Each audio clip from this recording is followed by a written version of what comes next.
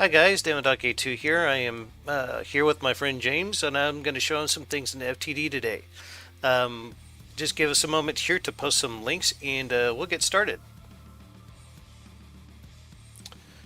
So while I am setting that up, James, how about you tell us about what you're wanting to try to do today? We're gonna make some cram cannons. Yes.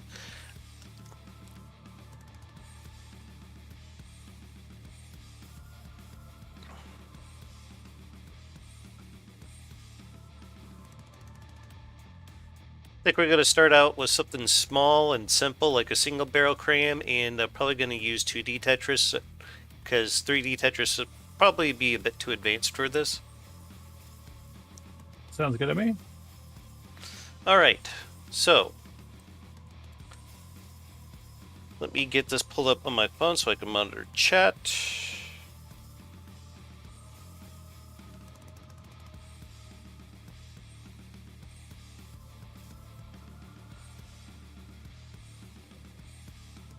There we go.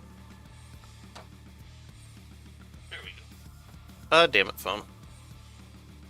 Damn it, phone.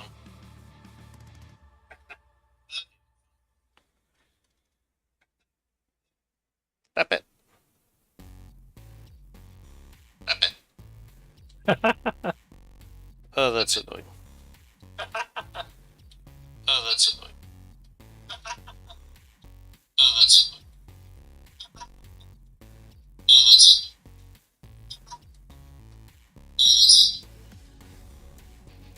Okay, I think I got it now. One way to find out. Well, do you hear an echo? Why do you hear an echo? Do you hear an echo?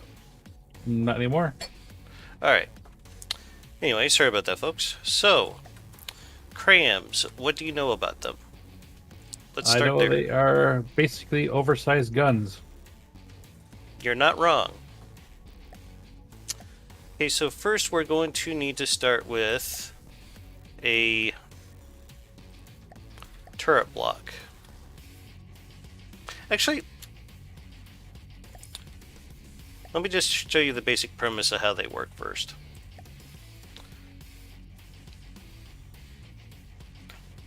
So you have a firing piece. We're just gonna pop this guy like right up here in the air like that.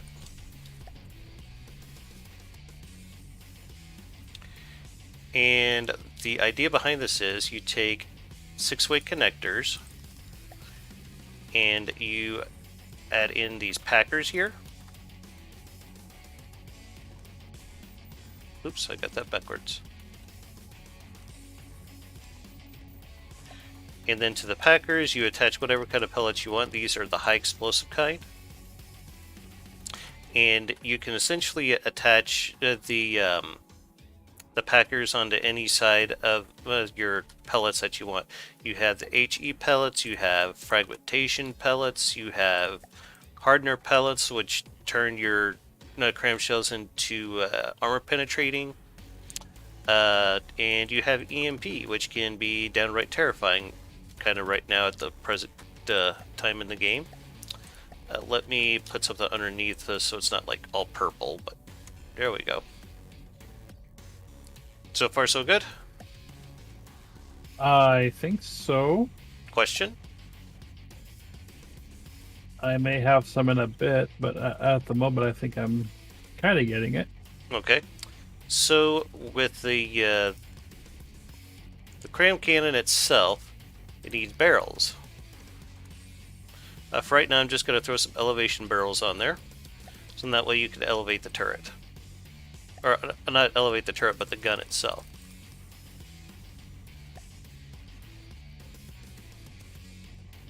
The elevation of the gun is dependent on what the barrels are made up of, and the speed of which they raise and lower. That's also dependent on the barrels itself. You see how it's really slow right now? Mm-hmm. So if we were to go to... Oh wait, those are motor-driven barrels I put on there. Are they? I don't know. Anyway, let's slap some motor-driven barrels on here. Now try to raise and lower it. See how it's much faster? Mm-hmm. Yeah. Kind of So handy. where did you put the motor? In the middle. In the oh, middle. Yeah. Do you know how to find that on the in the UI? Not yet. Okay, so there's actually a whole category for cram cannons itself. It's about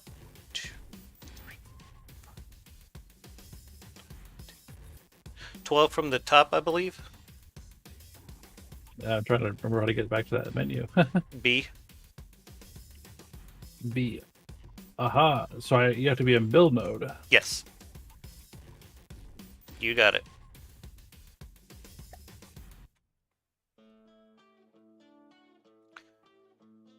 So now you kind of have the basic premise of a cram cannon here.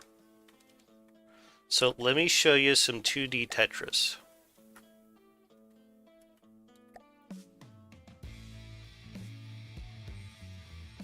If I can remember how it goes. It's been a minute or two.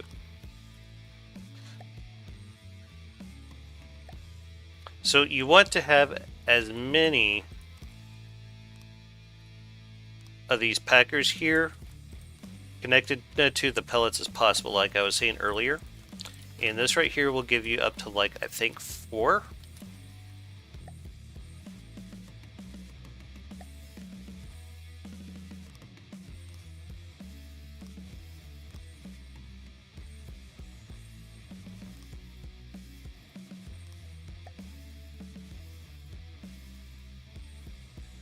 Let's see, I need 6-way connectors.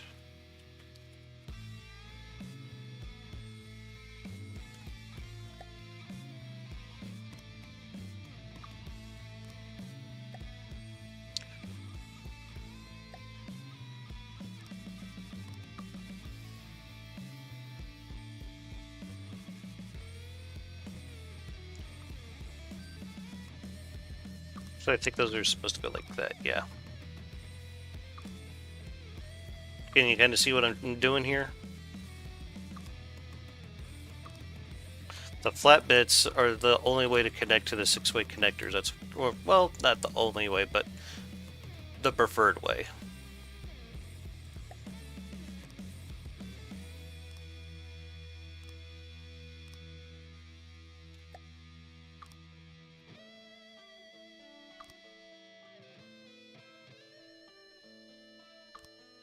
Any questions so far? James? I'm trying to think, or I was just trying to see what you're doing here. Cram connector to the closest. Yeah, you want the as many packers connected to these pellets as possible. You can have up to 6, but 6 can be a little difficult to do. But we're just going to do 4 for right now. But yeah, that's the pattern right there that we're going to go with for the moment. I'm going to capture a prefab of it. Let me know if I need to slow down or explain any of this.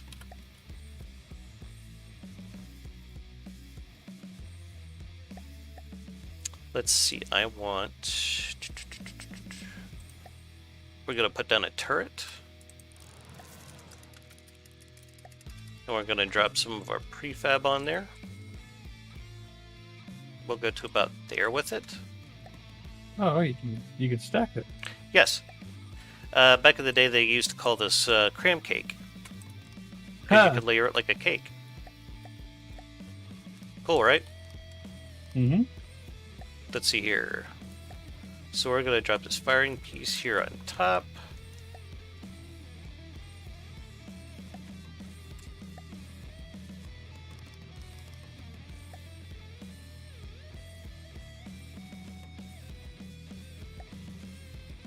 And we're going to put some elevation barrels.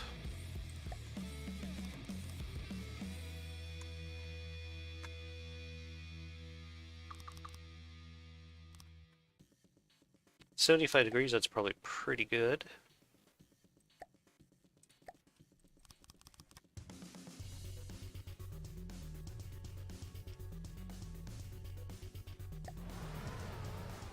What do you think? I think we need to shoot at something. You're not wrong.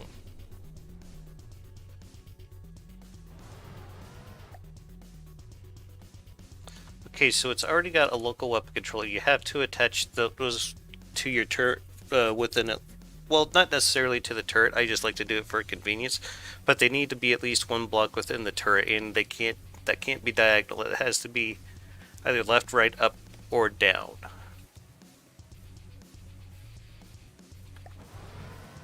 So let's get something to test against.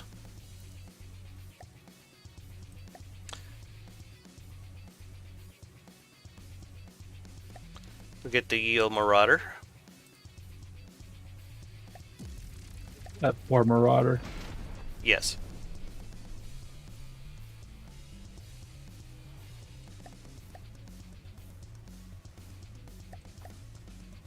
Alright, so I think I got control of the turret here. I was gonna say, you don't have to have a targeting AI, do you? Not necessarily. You can, if you hover your mouse cursor over the ship, it'll turn into like a green sight. And then while looking at it, I think the default is control. I use right click. You can essentially turn it into whatever, but yeah. But I'll let you have control over it so you can try it for yourself. I think I did it. You're a little short. That was a little bit closer. But since these don't have any fuses, there's a pretty good possibility that these could bounce. Are you seeing the sight at all whenever you look at it with you have control? Okay, because they're like going way off course.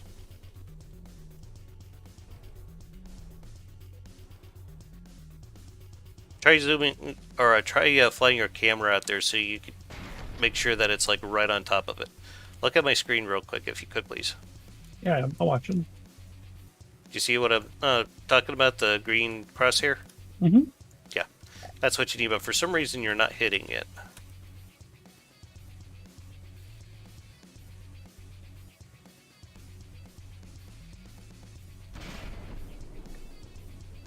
I think you might be in control of the wrong one. That's Move closer to the turret. Yeah, you need to... Yeah, that's the one you need to control. You had control of the one that's fixed. Yeah, the other one's fixed. And that thing is basically going to turn in whatever direction you happen to be looking in. I think I figured it out. Okay. But maybe not.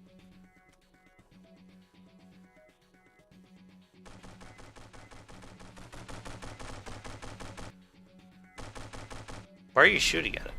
I think I'm pushing the wrong button. Could be. You might want to figure out what you have that bound to be sure.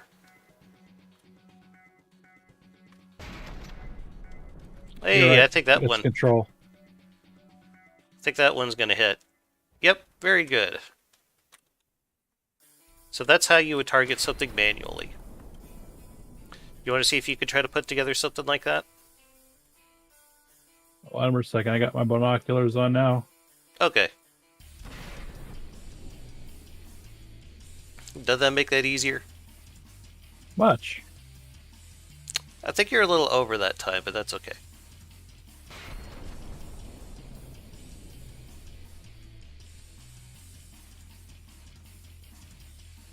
Just barely. You like nicked it. Did like 4 AP damage with that. That one just got deflected. Yep, they do that sometimes. But I can keep it from doing that. That was a direct hit.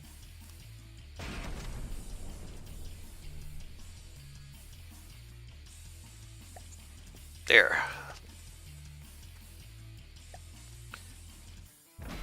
Now, anytime the shell happens to veer off course more than 10 degrees, it'll explode. It's called an inertial fuse. It's like one of the most commonly used fuses in the game.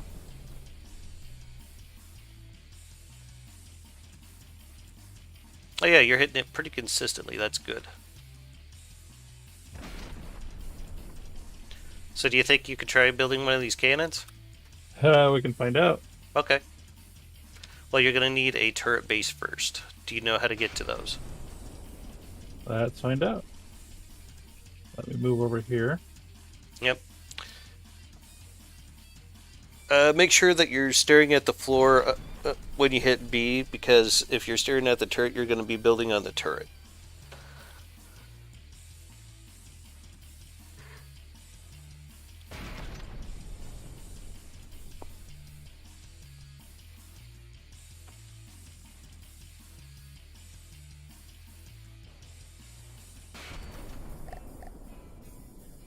How do you still have control of the gun?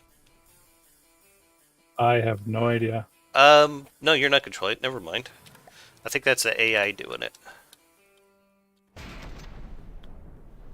Okay, so let's see here. This should probably... Yeah, that'll shut it off. Okay. We're good now. Okay. Now...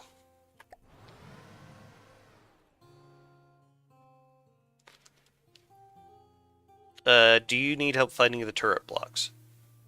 I found the cram cannons, and now I'm looking for... Go to The- sub-objects. Either go with the 1-axis turret or the 3-meter one. Oh, sub-objects. Okay, so... 1-axis turret? Or the 3-meter. That's completely up to you.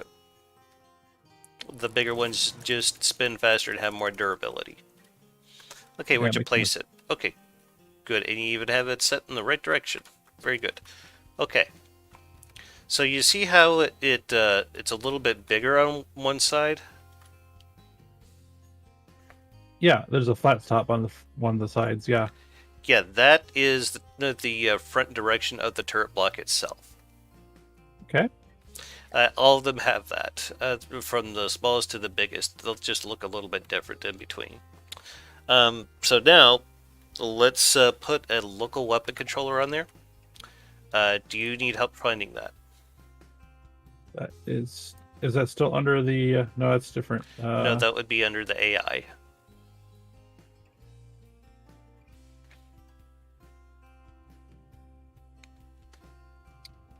Let's see.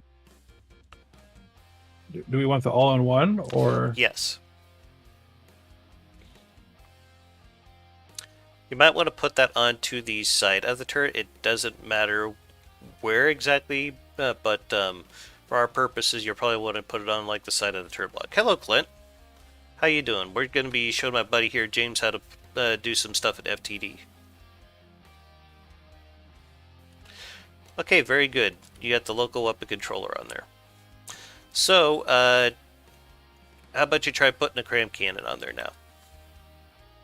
I remember what that piece is called, the connector piece. 6-way connector. And those can be in any orientation. They don't care.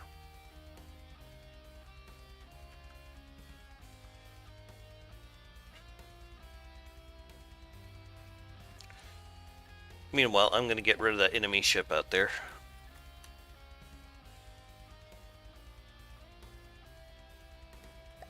And let me know if you get hung up on anything.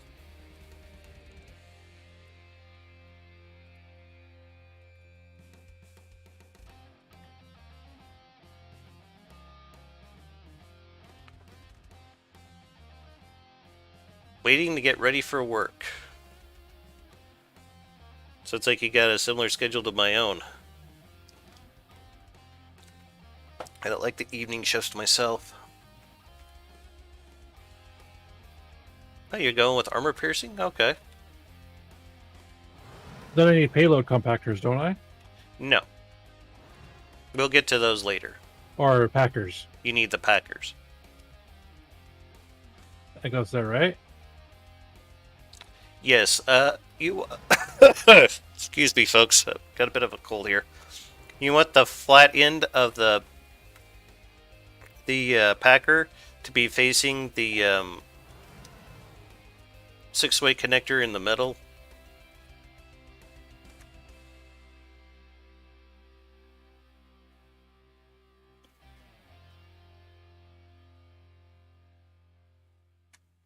Not quite. Well, you almost had it. You just need to rotate it, like pitch it about 90 degrees.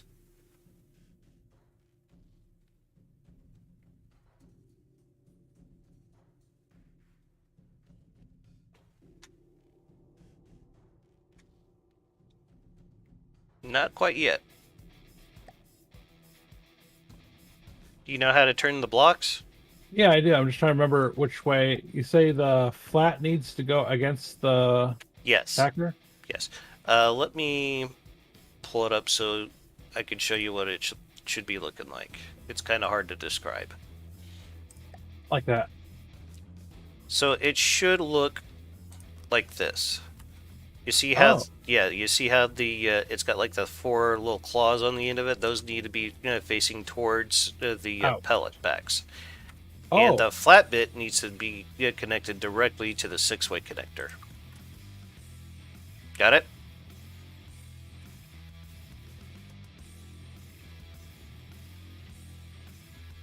I think so. Let me try one more time. By the way, guys, Uh, if any of you in the chat want to ask us questions, feel free to do so.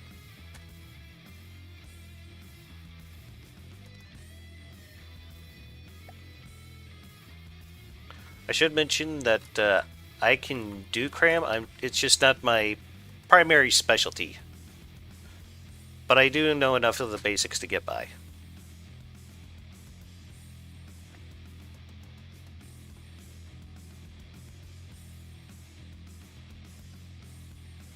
oh, I need to turn that around, don't I?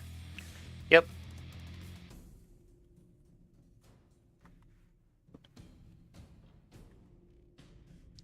Got it. Now do it for the rest of the four there.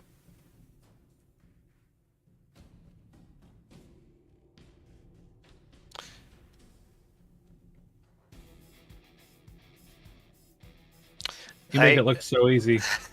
I was, I'm hmm. Do you want to go try to do the whole 5x5? I can try. What? I mean, 3x3 will still work. It's just a 5x5 would be a bit more optimal. Right, right. I'm trying to remember how to go from here. If you look over here at the bit that I made and make that turn over there, you could probably follow that to get an idea of how it's supposed to look.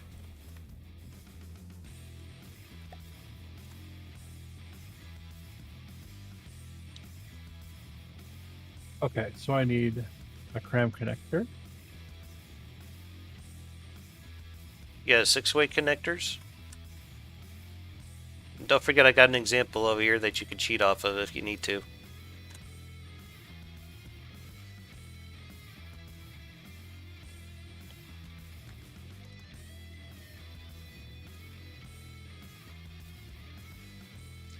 You're doing good. Except one thing. No, you're right. You're right.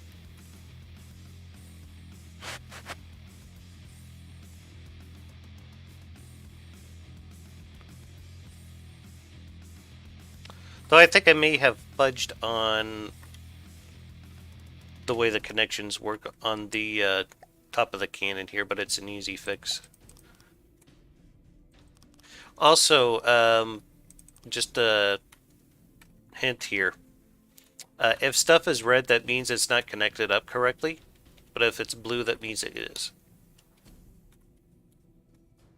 So my hardener pellets aren't connected to the packers. No, they're connected to the packers, but they're not connected to the firing piece.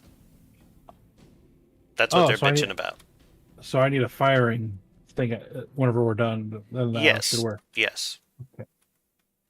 But you got the pattern correct so far.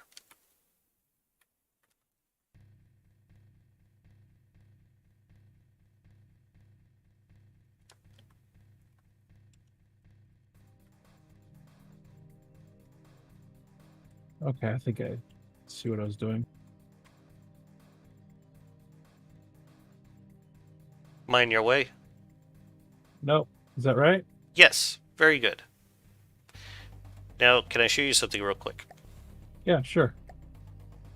going to show you a way to be able to do this a little bit more easily. Are you watching me? I'm watching your screen, yeah. Okay. Oh, you're prefabbing the outside. And you're Mm-hmm. just gonna... Okay. And then I can prefab this bit here and do like so. You don't have to do it that way, but I thought it was a cool trick to show you. And let me just get you back to where you were here. I don't know about you, but I usually learn a lot by doing.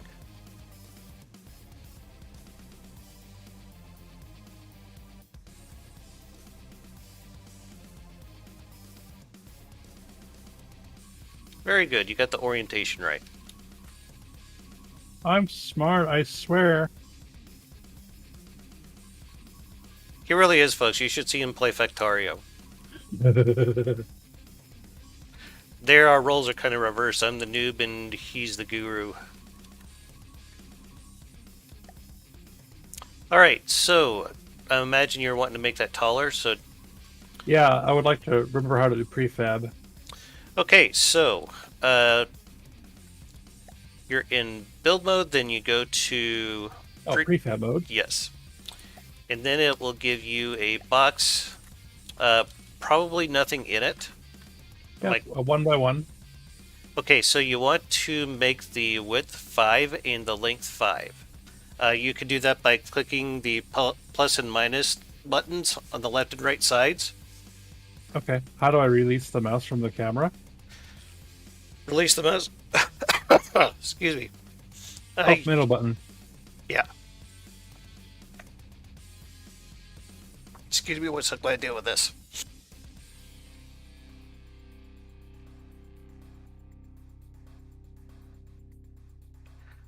Alright, I think I'm okay for the moment. I'm guessing it's a Control-C and... No. Once you've got the camera unlocked and you got the box placed... Then you... with the camera unlocked, you click, and you'll see the box turn a different color and everything. There you go. That's probably tall enough for our purposes here.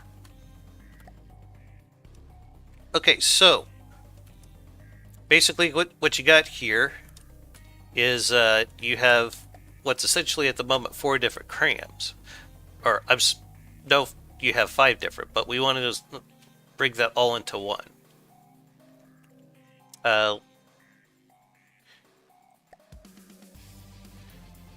Like every one of those spines of 6-way connectors, that's the game is acting like that's its own cram cannon at the moment. If you were to connect a firing piece to each one of those, so you want to connect them all together to merge them into one.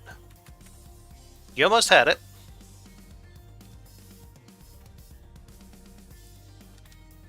Basically, you want to build a cross over the top like this and like this. Oh, that makes more sense. Okay.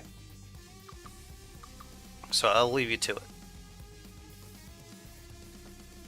I was like, you lost me for a half a second there. Now that okay. You showed it. Yep. Okay. I'm kind of a visual doer, kind of learner myself. There you go. Alright, so you might want to come up about 3 or 4 meters up off the top of that right there and put your firing piece.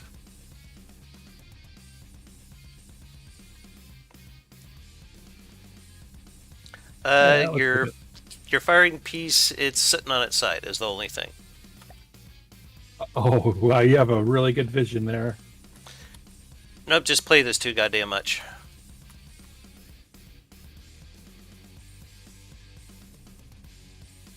But yeah, you want the flat part facing your 6-way connector there.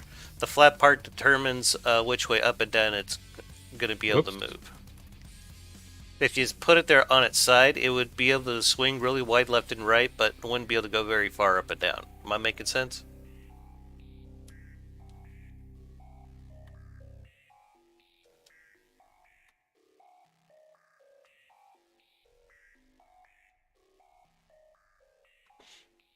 Boy, those little letters are hard to see when you try to rotate. Yeah, yeah, you got it on there correctly. Okay, very good. So, add some barrels to it. I would recommend doing the motor-driven barrels first, and you probably want to see as you make the barrel longer, it'll show you what the maximum elevation of the gun is.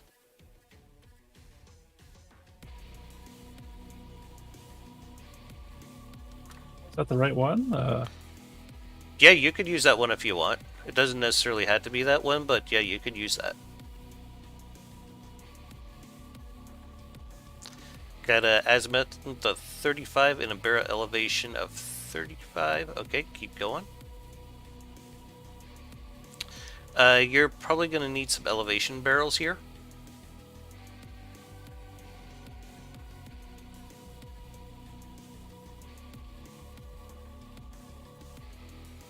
Actually, a lot of people, they just go with about 45 degrees. But if you don't want to do that, that's fine.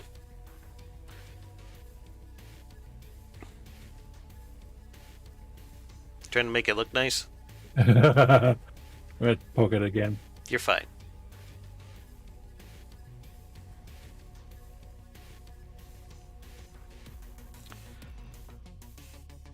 Meanwhile, I'm going to give us some more materials here because this resource zone in build mode doesn't ever give us enough. There.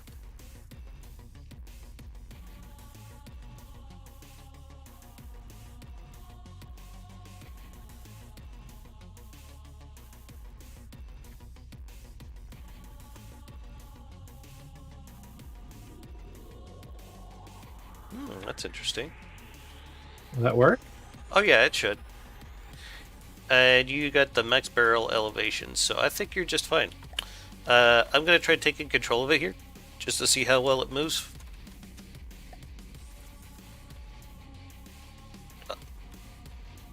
I think you might have control over it. Nope, there we go. Oh yeah, that elevates and depresses very quickly. Very good. Alright. Yeah, it should totally work like this. So you want a target to test it on? Sure. Okay, I'm going to spawn in a Marauder here. I'm going to do it at 1,000 meters, so it's a little closer for you.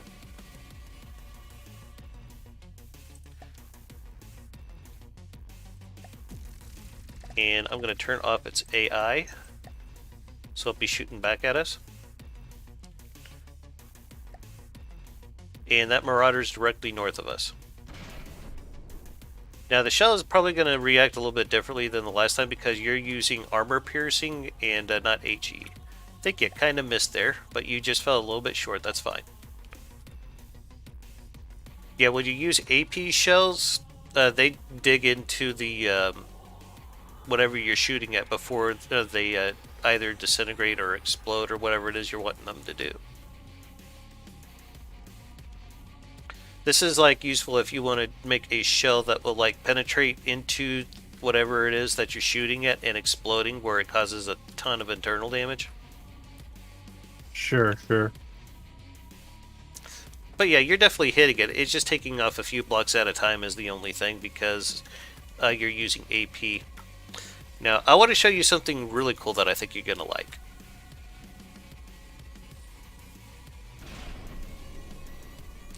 So look at the gun itself and press Q.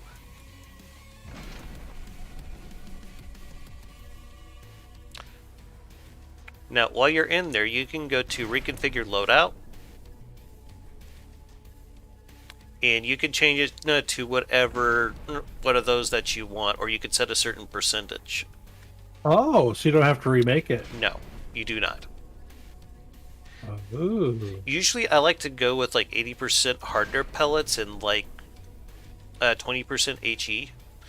You could also do like 100% of everything, but then you'll technically only have 25% of everything there. Oh, that makes sense. Payload compactors, though, they work a little differently than the pellets. Basically, what you do is you trade a longer reload time for more extensive damage that the gun's capable of. What's the stats on the shell? On the shell that James is using right now, it's pretty much just a AP shell. Kinetic, like 3k damage, 40 AP. So it'll probably kill a metal beam or two.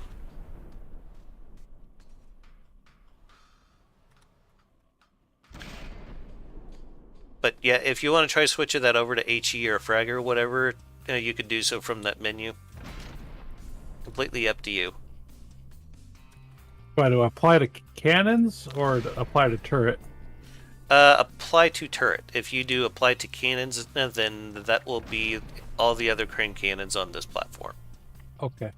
So I switched it to HE. Yeah, I'm going to turn off the local weapon controller there so it doesn't keep trying to fire on its own.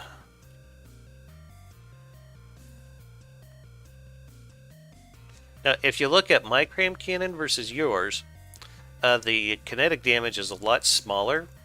I'm doing 1,250 kinetic damage, but I'm doing 6,100 explosive damage. And if you switch everything, yep, you're doing exactly the same amount of explosive damage. Remember, you can also switch this over to EMP, and you can also switch it over to Frag. Frag, or armor-piercing frag is really nasty. There's a lot of people out there who are big fans of it. It might be one you might want to give a try. Also, let's see here. Do you want to see how to put a fuse on this? Sure. Okay, so go ahead and look at your turret and press B. Now, while you're on the turret, under build mode, go into cram cannons. And you're going to want the fusing box. You can put that anywhere on the 6-way connectors to make it work.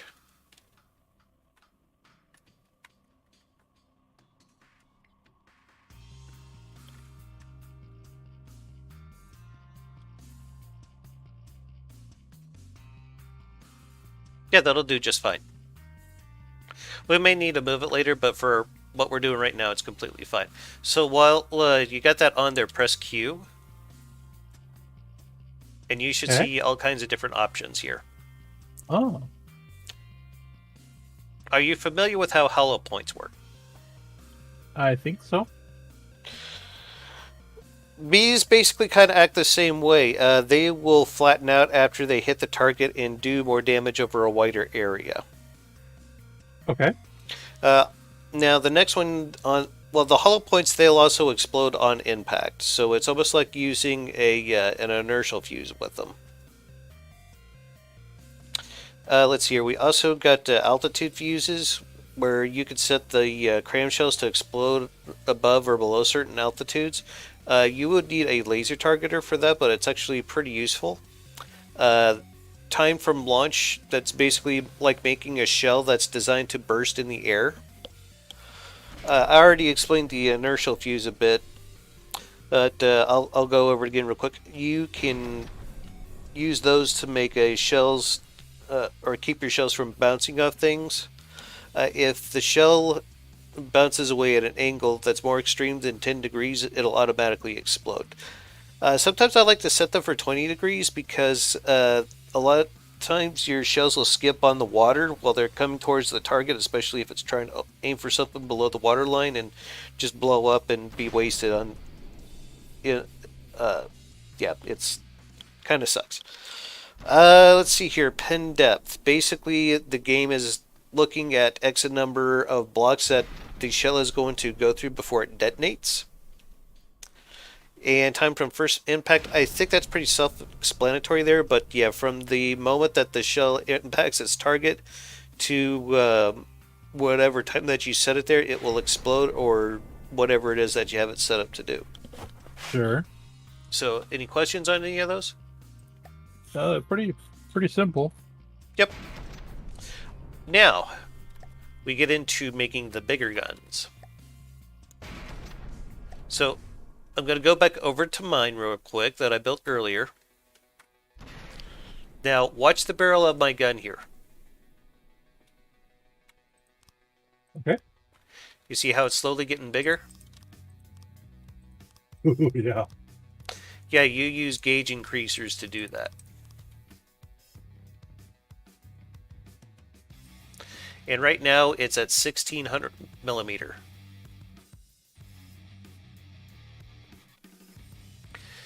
Now you don't, with payload compactors, you can like infinitely, well, as far as I know, infinitely compact the payload to be used in it, like any cram shell. But if you have bigger shells, it's got more room to work with, but it will load slow, a little bit more slowly.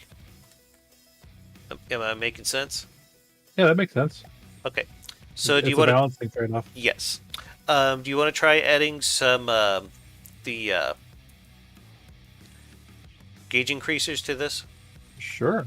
All right, go for it. The gauge increasers have to connect either to a 6-way connector that is connected to the firing piece, or other 6-way connectors. I mean, not 6-way connectors, but to other gauge increasers.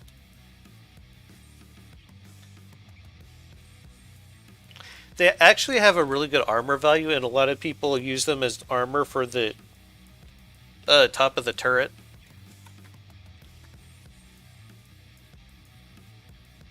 That'll go up to 2-meter shells, or 2,000 millimeter shells.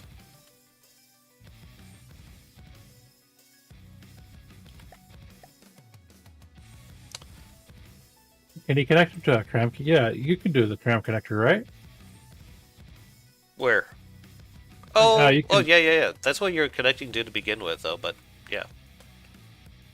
But you kind of want to be able to keep it that size. You don't want to get much bigger left and right, because you're going to need to keep the original footprint of that turret to be able to do what we're going to be doing here after a bit.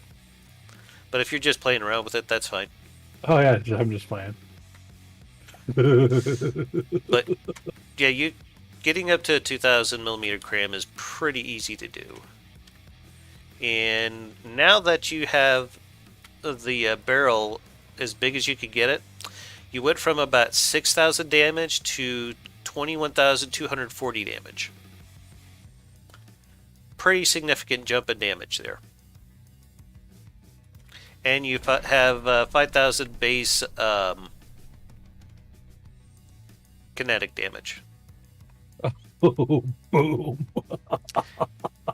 Yeah, you did 48.7 thousand damage to the Marauder there, and you completely blew up at the top from what it looked like.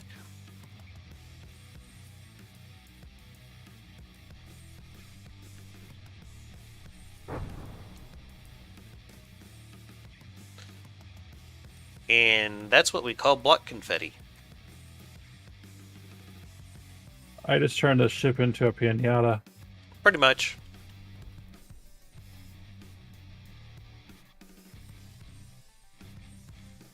So, yeah, hi Dulcet. It's been forever since I heard from you. I hope you're doing all right.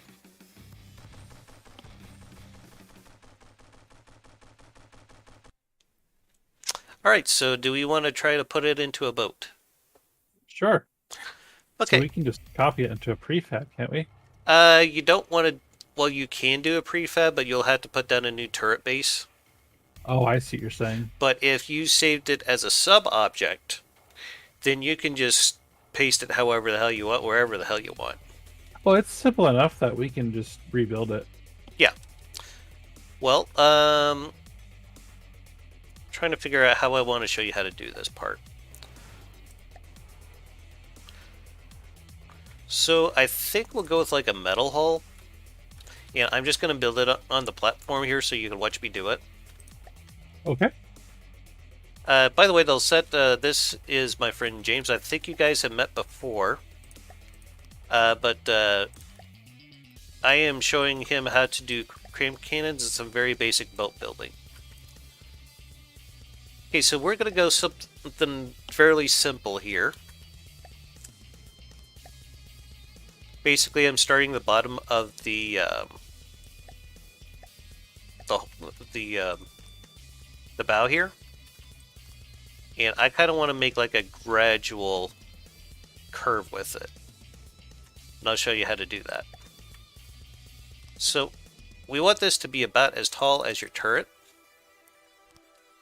We can always come back and add more later if need be, but I'm going to get it roughly the same size.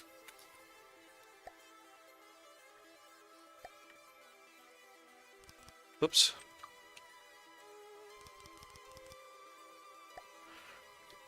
And then we're going to go to a bigger slope. I start off with the 1 meter wedges, then I went to a 2 meter slope. And then after that I go to a 3 meter slope, like so. I'm just going to use mirror mode. And just gradually make it whiter.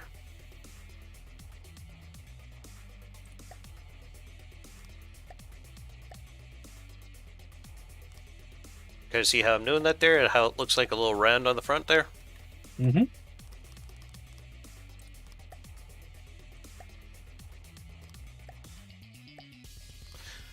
Now when it gets to using the 4 meter slopes, you can do one of two things. You can just keep going, well actually one of three things. You can just keep going on with the 4 meter slopes like so. Or, if you want to make it look a bit more interesting aesthetically, you can do something like this.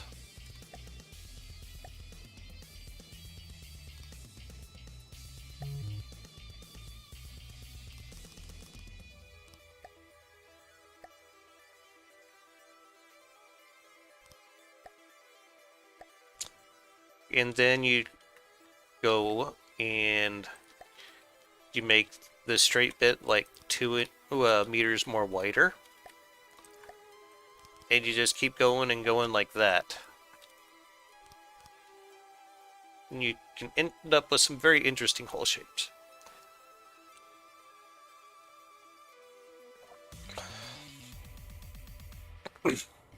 A lot of people start with very basic holes. They're dulcet. A lot of people, they'll do like what looks like the bottom of a motorboat. And let me show you why I call it that.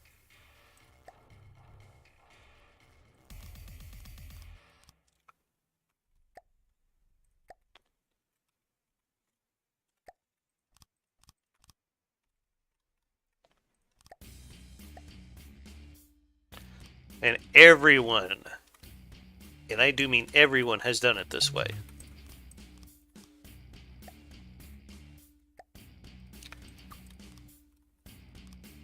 I would advise against it, and I'll explain here in a moment.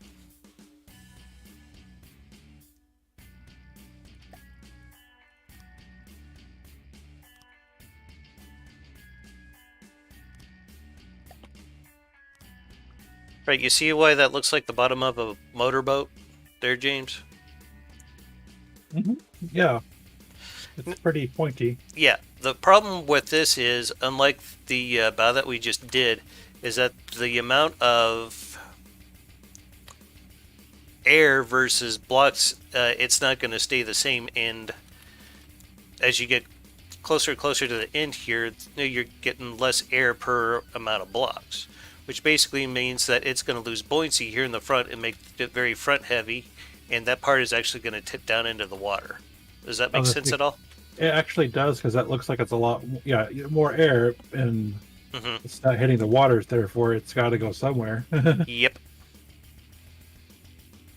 So when you're building a large ship, don't do it this way. If you're doing like a really small ship, like maybe a torpedo boat, it'd probably be okay to go with something like this.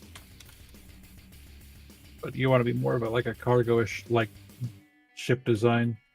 Or not really cargo, but actually, the one that I just showed you how to do with the kind of graduated slopes here, that is, I think that's more of a dreadnought style. But let me show you another ship with a different style that I've been using a lot here lately.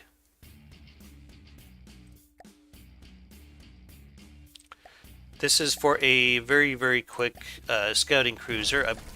showed this to you earlier, I believe. Yeah, this looks like the ship that we were. Yeah, we were playing with this earlier. Mm-hmm. This thing goes about 40 meters a second, which is about 80 miles an hour. Well, she's really pointy, but she's not sloped though. She is sloped, but not in the same way. Right, right. It's like it's rotated 90 degrees. Yes, something like that. So, just for shits and grins, let me show you why I did it this way. Now, when you go to place decorations, we can get into that later. But, yeah. I'm going to place a decoration right here, and then I'm going to tell the forward-backward scaling that I want it to go all the way out to 8 meters. Then we're going to forward-backward position that.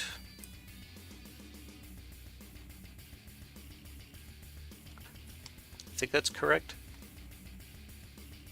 And you see how that straightened it out? Mm-hmm. And then I can go back here, where this is, put down another one of those decoration blocks. You're just changing the cosmetics. You're not changing any of the physics of it. You are exactly right. But over here, I would change the forward and back scaling to 7 meters. And then I'd use the forward-backward positioning to get it into place, which would be about 3 meters. And you see how it kind of just, it's going to gradually just go down and down and down and then back up. Mm-hmm. Yeah. So that's why I do it that way, because it makes it easy to decorate, to smooth out these straight bits in the hull. Make sense? Yeah. Yeah, you have a good day there, Clint. Sorry, I missed you leaving there. Let's see. But that's a little bit more advanced than what I'm trying to show you here, so we'll probably save that guy for another time. Though I do plan on covering it in my shipbuilding tutorial. Generally, you want to make a hull as efficient as possible, so in that way you can move through the water with the least amount of resistance. You want something very hydrodynamic. Right, right. Generally, and from the depths, if something looks fast, it is fast. Mm-hmm. So I think we're going to go with the graduated one here, where I have like the different types of slopes where it just gets gradually bigger and bigger. Is that okay with you? Yeah, that sounds good. Okay. Do you want to try starting a whole Yeah, thing? I was trying to think of how to start it on another platform. You have to, Oh, you don't need another platform. or not platform, but I just build out here and. Have you got another blueprint started then? Just about to, and that is it's a vehicle then, right? Yes. It'll probably start you off with a block on top of the platform. You just move it off the platform with the directional keys and then just click wherever you feel is a good spot.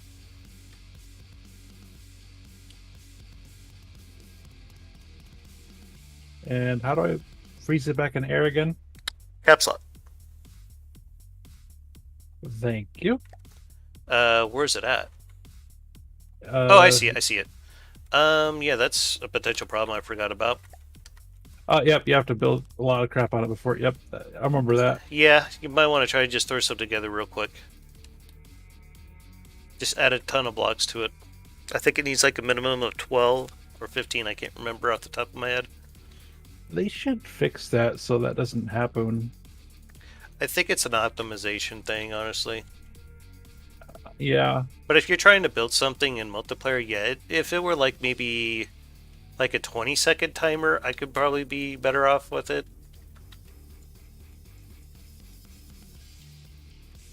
There you go, just long enough to where it'll stop doing that. You can just leave that there and build on top of it, and then just remove the wood when you're done. Unless I'm confusing the hell out of you. Nope, nope, you're good. So we are going to...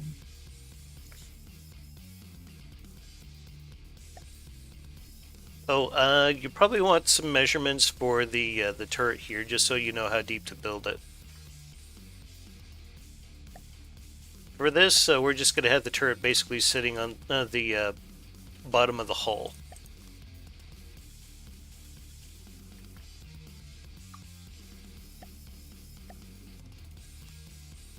Looks to be about 8 meters.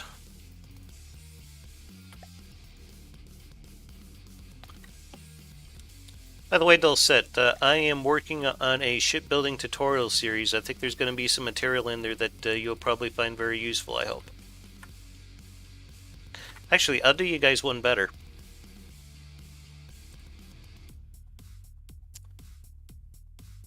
After I check this ping in Discord. Is there a way to make it stop going night? Not in multiplayer, no. Lame. Yeah.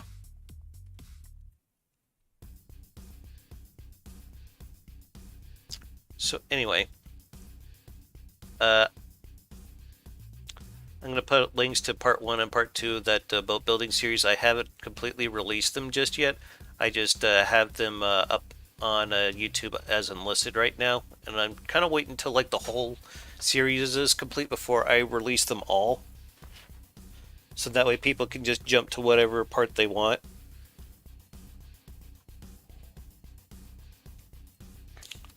Now let's see here. I'm going to put links to this into the chat here if you guys want to mess with any of that at all. There's the introduction. And James, you just holler if you need any help with that.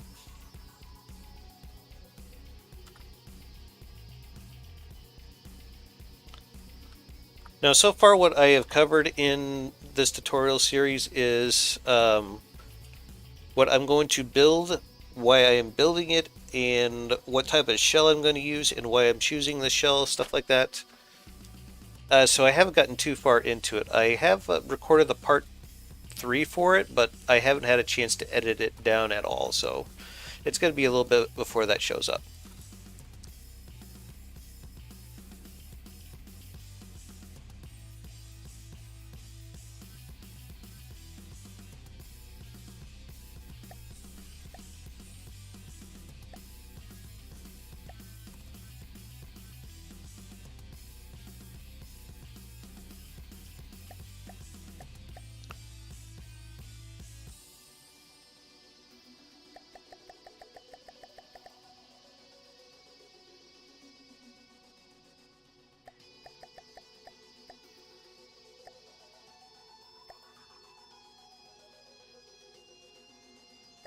Here, I'm going to do something to kind of help you out here.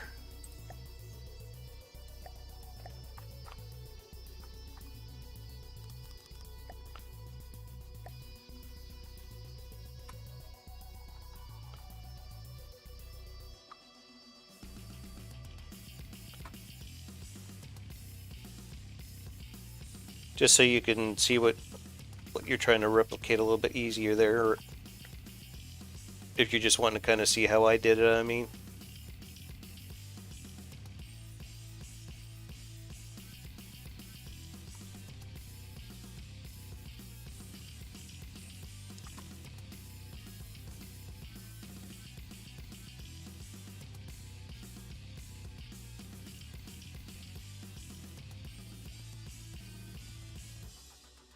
I didn't get in your way, did I? Nope. You're welcome, Dulcet.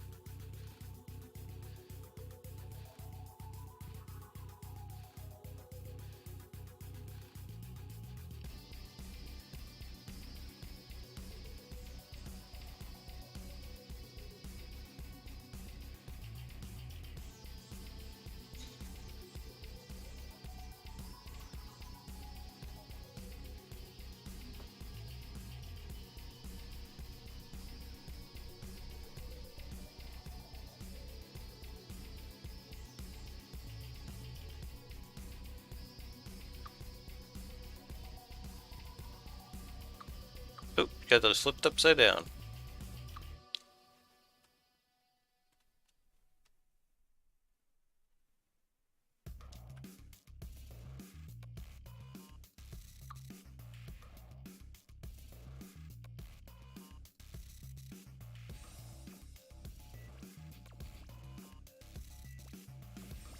Oh yeah, Dulcet, if you have any feedback on that stuff, let me know, please.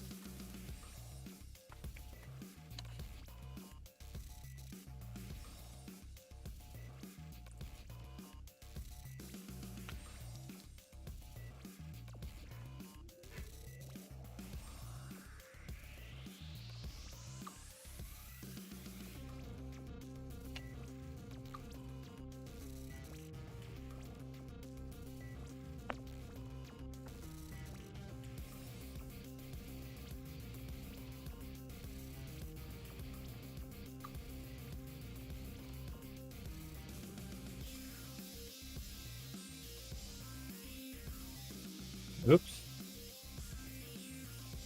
Do you need help? Yeah, I think so. Okay. So what would you like me to help you with? Just try to get that shape down? Yeah, I think so. Are you trying to copy it same for same, or... I'm trying to make it a pointy end, but kind of, expand it out. Okay.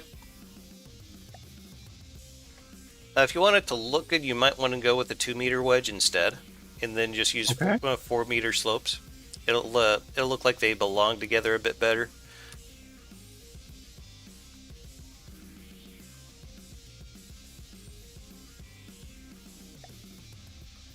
Oops, I'm hitting the wrong buttons here. You're fine.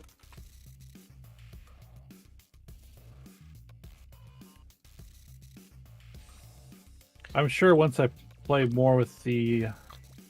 I'm just gonna pop something down here for you.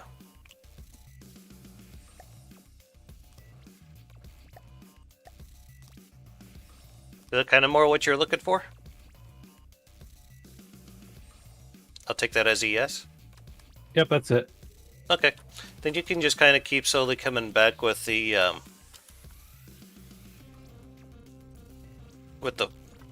4-meter slopes. Okay, 4-meter, okay. Yeah, you were starting off with like a 4-meter wedge, which is about the same angle as an 8-meter slope, but 8-meter slopes don't exist. Unless you make them with decorations like I was just showing you earlier.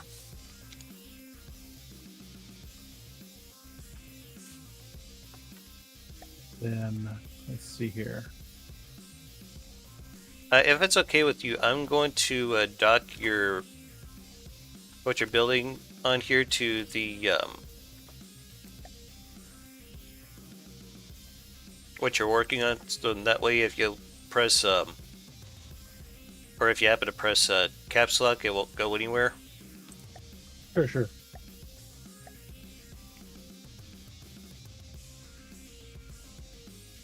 Okay, I accidentally pushed a button and I don't know how to get out of it.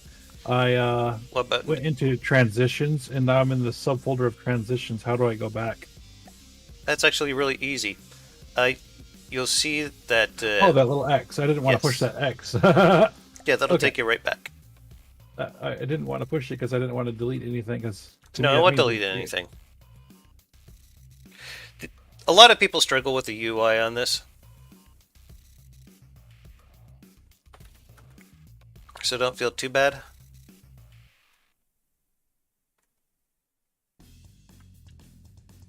Ah, so you're going for a concave one, it looks like.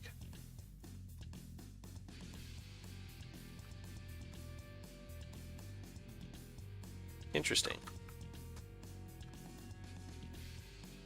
Kind of get what I'm trying to do here. I think so.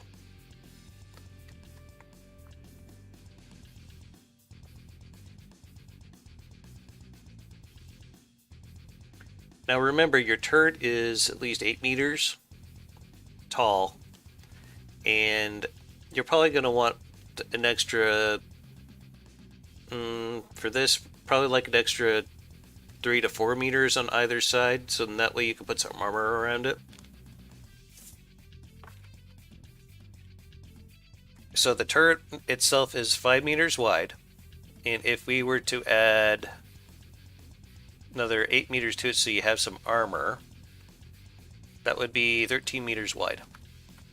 So that's about how far you're going to need to build out.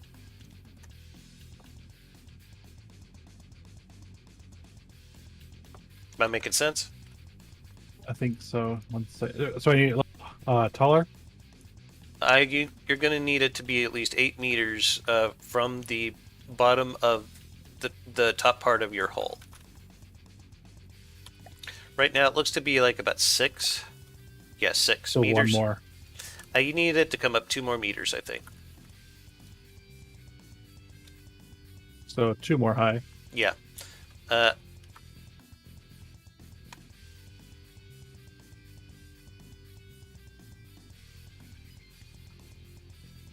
course, you could always make the turret shorter.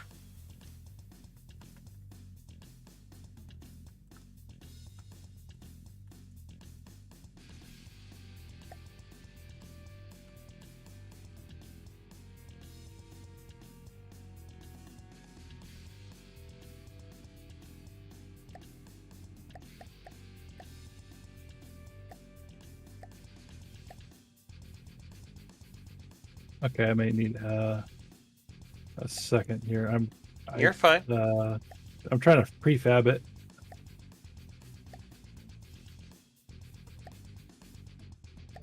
Honestly, I probably would have done the same. Give me AFK about 30 seconds. Okay.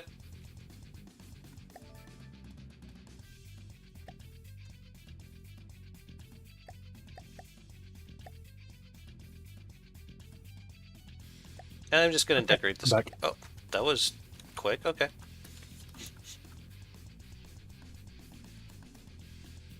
So do you need help with the prefab?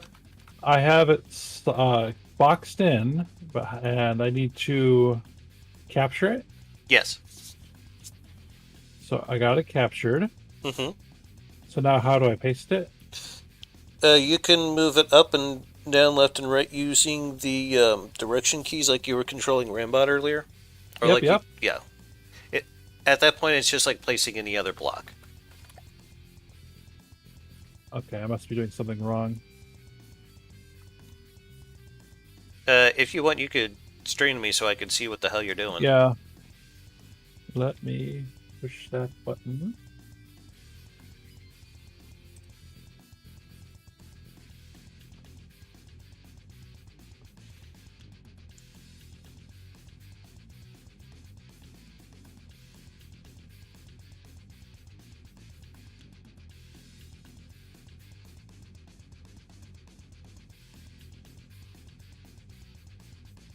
Do you see it?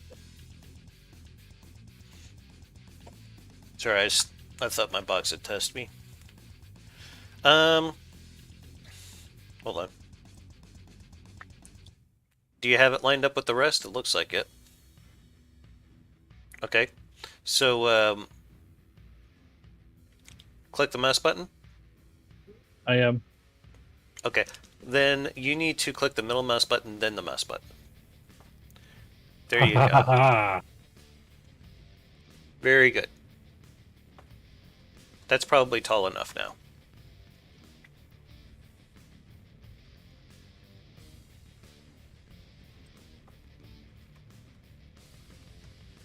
Would you like me to take the hole off of here that I put up here for your example? Actually, it's... Yeah, I think we're good. You can take it off. Okay.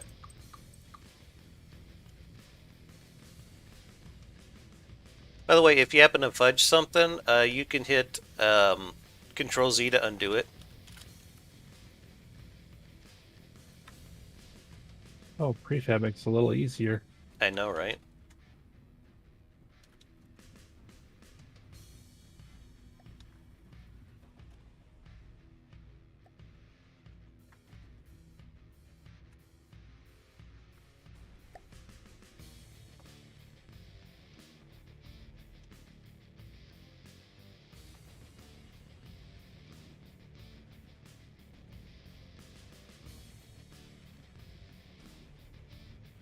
So I might need help with the transitions on the bottom of the ship. Okay. Because you're a lot more experienced in that area than I am. They're not exactly transitions. But you know what I mean about the making it Smoothing at the bottom? smoothing it out. Yeah, yep. So you want it to be something like that, I'm assuming? That's perfect. In that? Then I'm assuming that you're wanting to go to like another 2 meter out here.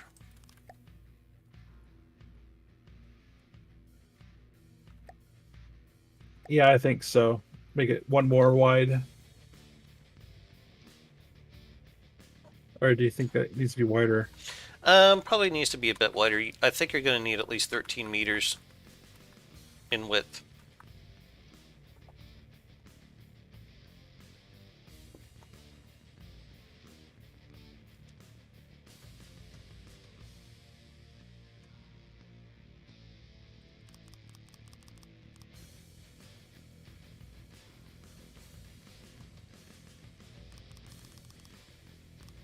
So that's kind of what you're wanting there? And then you're kind of wanting to go back to like a 4, I'm assuming? Yeah, that's perfect.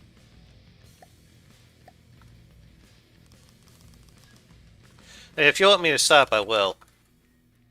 Oh, this is perfect because the cat decided he wants to be on me. Okay. But So he'll be off in about 2 minutes. that's the shape you're wanting there, roughly?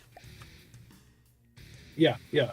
Like very pointy, but it pretty much gets wider pretty quickly. Just remember the less steeper the slope, the less efficient it's going to be to push through the water. So just Oh, that's right. I mean, you could still build it this way, which that's completely fine. I'm just reminding you of that.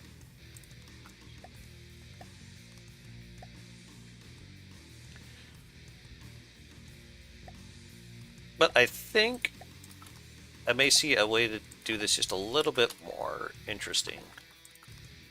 You mind if I try building something on the other end on this real quick? I just want to show you something. Oh, go for it. Okay. So I'm going to start it off basically the same way you did.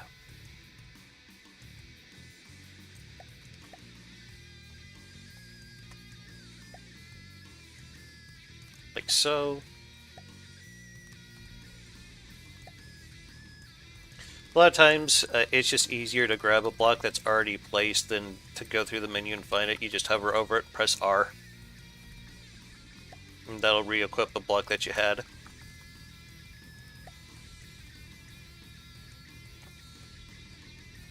I almost wish the building controls were kind of like Minecraft. They are and they aren't.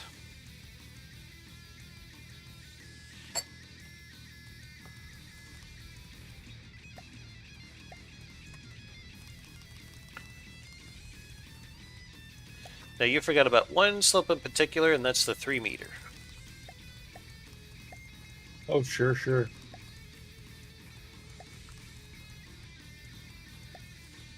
And then we go to the 2.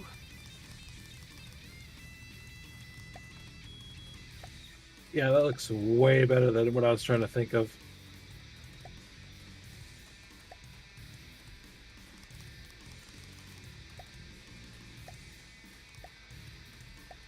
And then we're going to switch back over to the 2 meter again.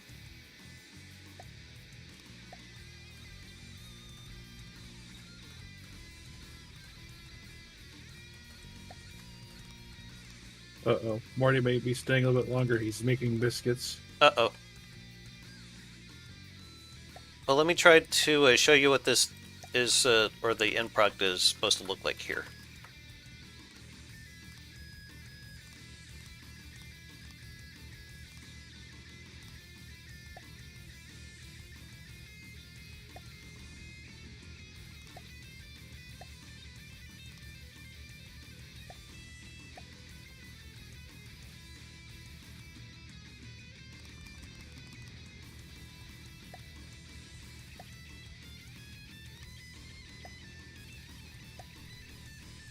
Did you hear about what happened to the guy that voiced Rick Sanchez?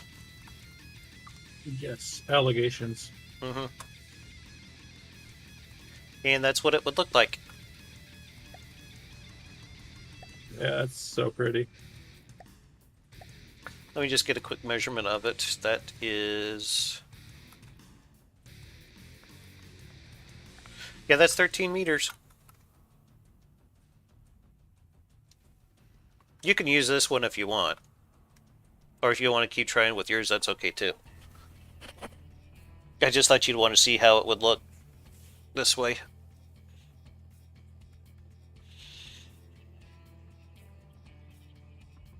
Yeah, we should almost just use yours. And I am completely fine with that. Do you seem like... I mean, they look really close, but yours, it's a lot smoother, and all I did was use a 3-meter slopes. That's the main difference. That's probably what I should have used. And that's okay, you're still figuring this crap out. But yeah, if you want to use mine, I'm completely cool with it. But you have to admit, the initial completely noob design is pretty close. Yeah, like I said, the only thing you're missing is the 3-meter slopes. That's it. It almost has kind of like a pre-dreadnought look to it, actually. Then again, I do kind of like that wedge in the middle of mine for aesthetics reasons. Yeah, do it however you want. Sure. Yeah, we may just continue on mine. Once the cat decides to get up, he'll get up in a minute or two, I'm sure. Don't forget, you can grab mine as a prefab, though. And you could also save it for later in your prefab folder.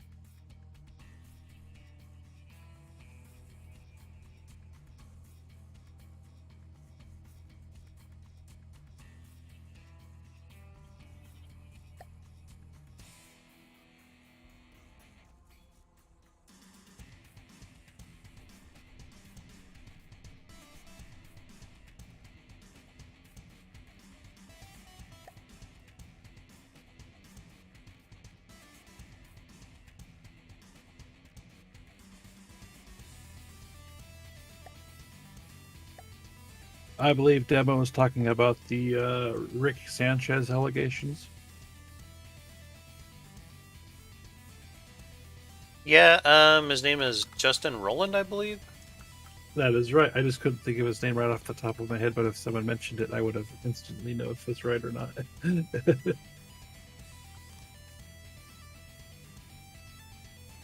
I wonder if it's going to end up being one of those settle out of court things. All I know is his career has pretty much been tarnished. Tarnished probably wouldn't be the word I would use, but yeah. Ended. Yeah. Ruined. Even if he's innocent. Which, yeah. I don't know. That's kind of the... Who knows? Mm-hmm.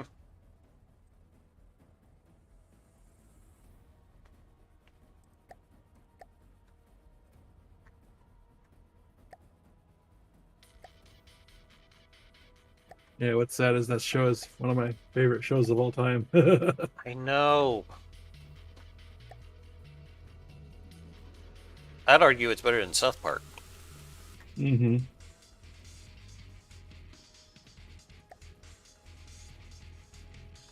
Yeah, I wouldn't mind if you want to continue that hole on the ship. Okay. Because I don't think he's going to leave any time soon. Okay.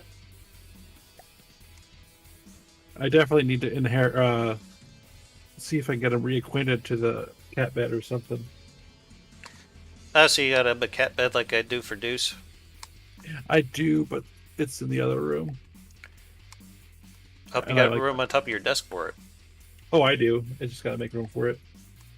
By the way, if you ever want to try to make this expand really fast, if you right click on the left or right buttons here, the plus or minus, it'll increase the box size by 5 meters instead of 1. Oh, that's useful to know. Yes, I wish I would have known that a long time ago.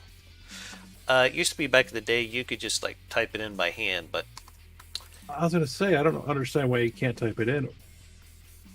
yeah, it used to be that way. But if it's cool with you, I think I'm just going to start with a fresh blueprint and paste this on there. Yeah, go for it. Okay.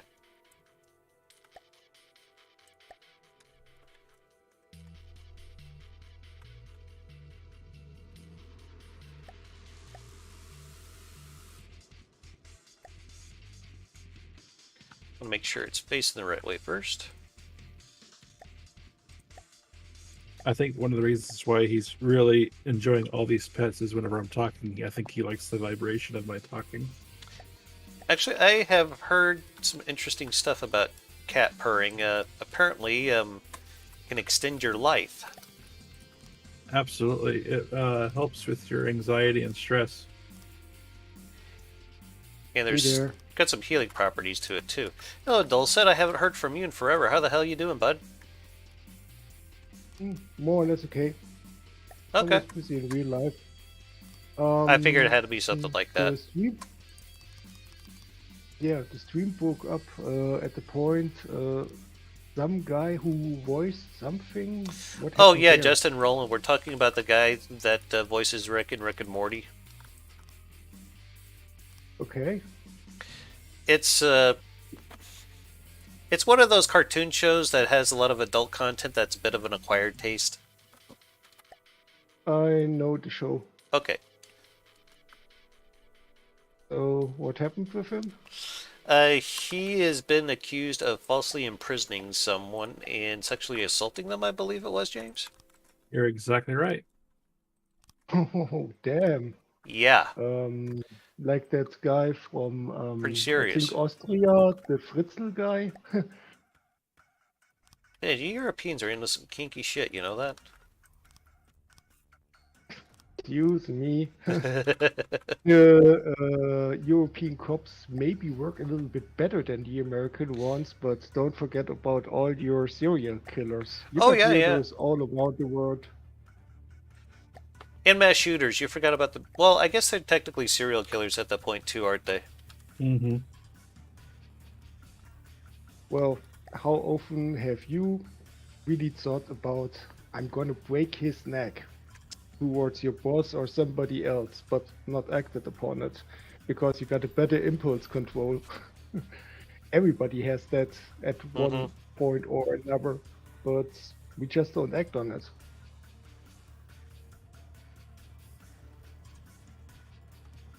Yeah, a lot. I forget that impulse control is actually kind of important. James, I think I may have fibbed and made this a bit taller than I thought it was. You can always put on stilts, can't you? I mean, the 8 meters, I was a little off by it, maybe?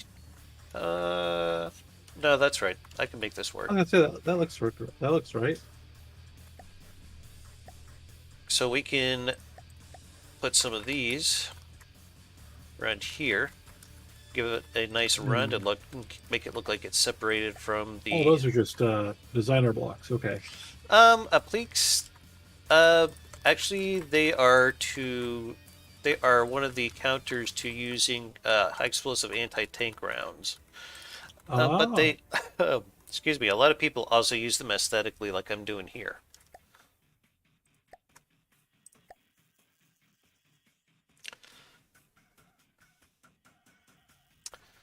How do I want to do the turret cap here? A lot of people call this a turret cap. I've also heard it called a gun housing and some other things. But for right now, just for simplicity's sake, I'm going to just call it a turret cap.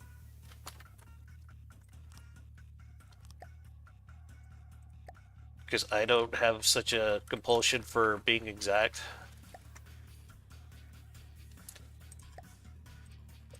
If you're watching this, you know who you are.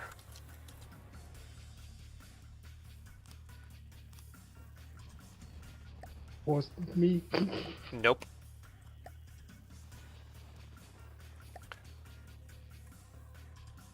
James, I don't know if you know this, but Dulcet was actually in the German Navy himself. Oh yeah. Yep. Weapon mechanic there on fast attack boats.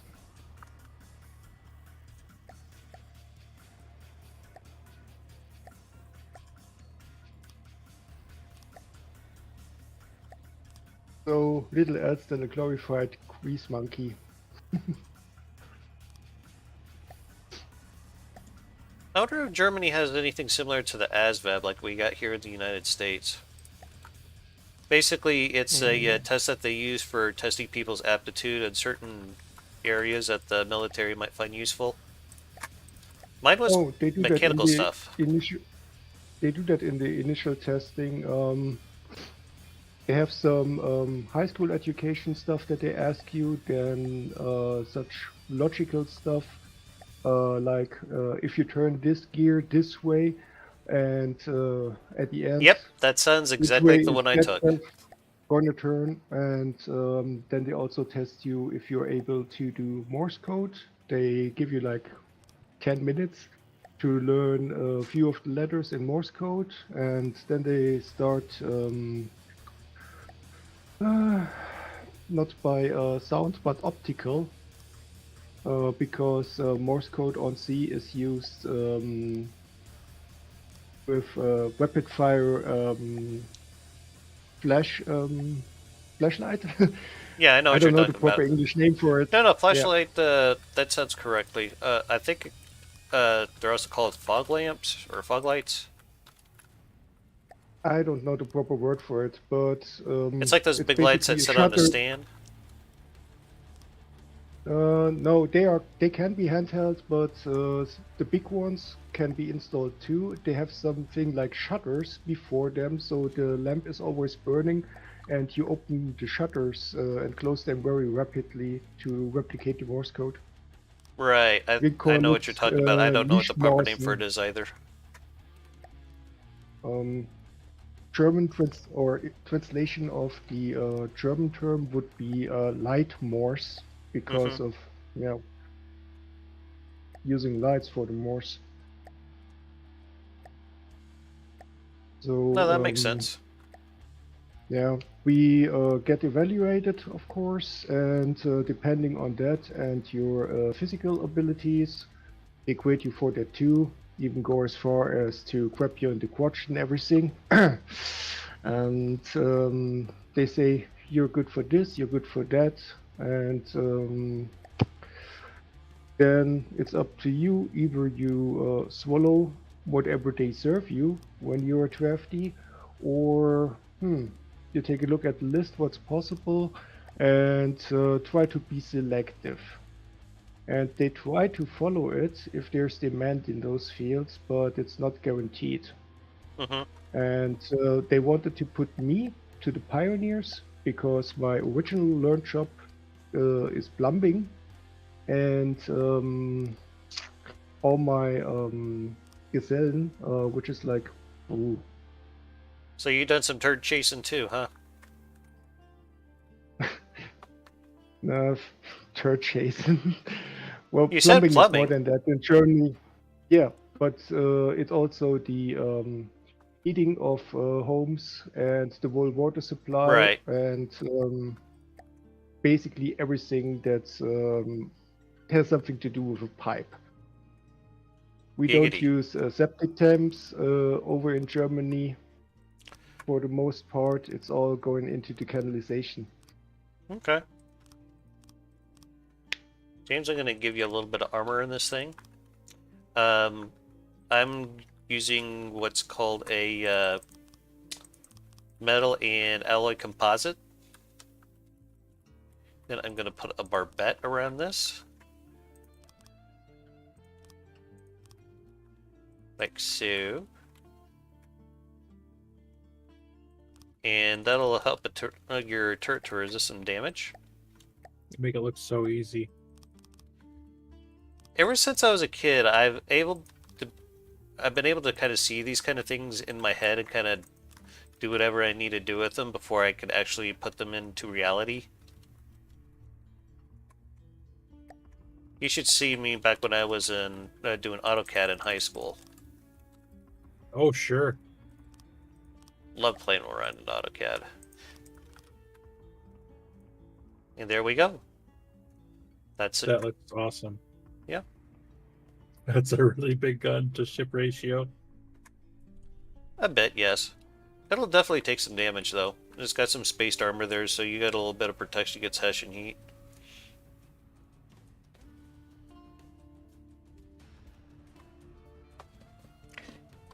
And it's really, really cheap, too. Holy crap.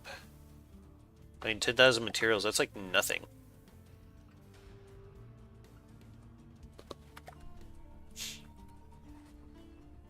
Do you want to save that, or Yeah, absolutely.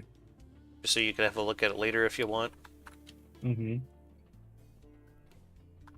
But yeah, getting the hull shaping down can be very, very difficult for a lot of new players. You kind of have to plan it out in your head a bit before you start something.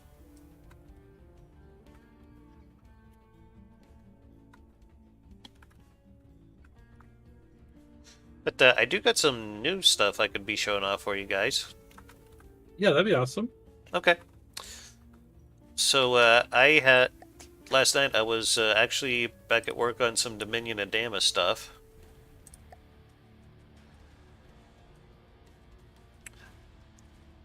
Let's see. There we go. And I was working on this guy here.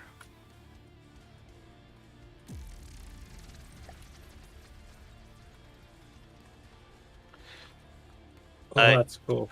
Yeah, I started painting it. Hmm.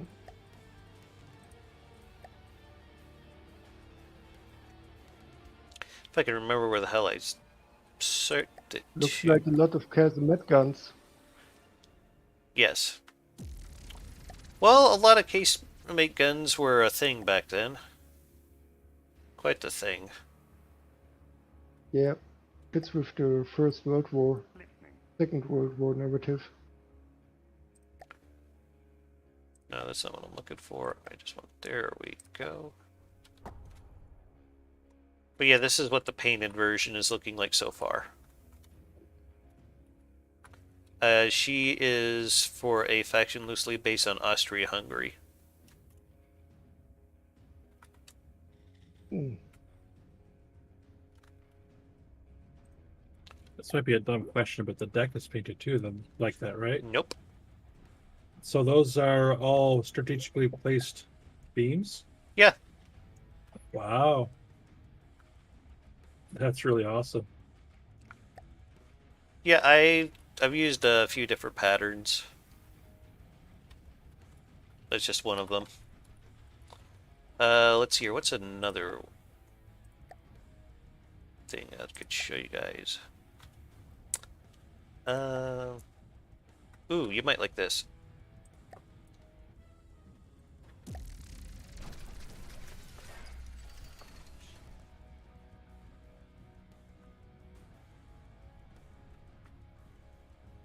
Oh yeah, pre-red knot. Really cool. Actually, I had a fun time with my nephew about a week ago, explaining to him what dreadnoughts were.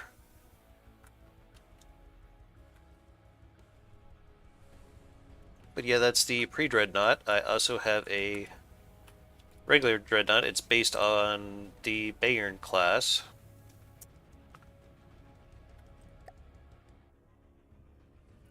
This is the Thor Odinson class. This faction in Dominion and Dama here that I'm showing off, they are heavily influenced by Vikings. They're called the Gothic Reich. Let me know if I mispronounced that. But yeah, this has got a different decking pattern to it.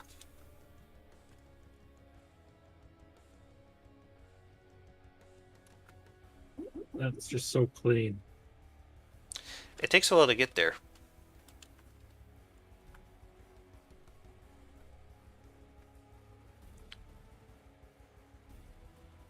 Oi, that there needs more DACA. It always need more Deca Ion. Of course. How are you doing, sir? But Bleh? Yeah, I think that describes it. Bleh. Okay. one suggestion. Yes. Hi, Ian. How you Um, doing? if you go for a little bit timeline accuracy, the pre-dead knot has way too much flag for anti-air for pre-dead knot, while the Bion class, who came pretty late in First World War, they are bound to have at least some deck guns that were able to fire dual purpose. So 40mm Bofors on the pre-dreadnought, I wouldn't use that. Maybe something that's Well- more representative of a machine gun. Actually, I'm fine with having them in there. It just... I'm mostly using them for aesthetics. That they don't really seem to be worth a damn much more beyond that. Yeah, true. I mean, I know that's going to probably drive some people nuts, but I just want to use them. I'm not going nuts over that. Drakini fell. He would probably go nuts. Yeah. But not me. Yeah, he might lose his goddamn mind over it, but I won't. But yeah, this is the Super Dreadnought form. Basically, I just took the guns from the one that's loosely based off the Bayern and reused it. I did some work on the windows.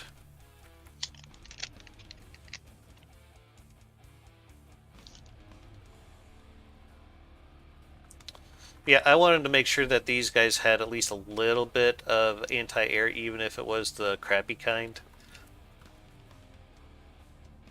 Token anti-air is probably better than none at all. Oh, and these are some very interesting cram cannons right here. Casemate crams. Are those like little tiny boats? Yes, those are lifeboats. I was wondering. That's awesome. This is the flat cram design that Autowise recently showcased with Nope. no. It is a fixed weapon system.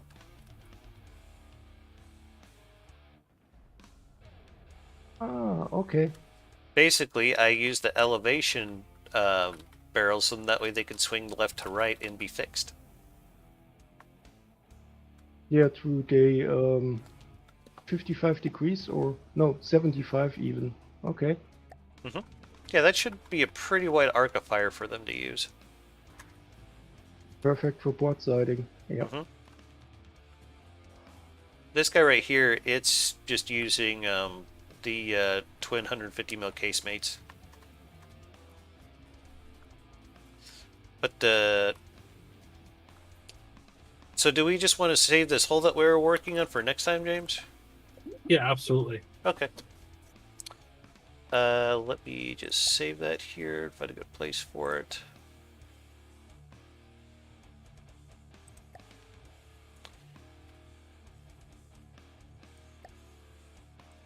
There we go.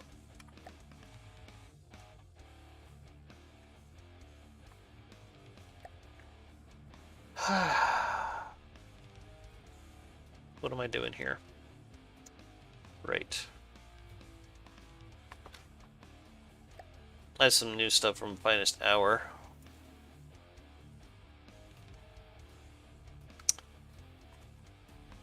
Now let's see here. This one right here is loosely based on USS Texas. Which, James, we need to go see this whenever they get it fixed.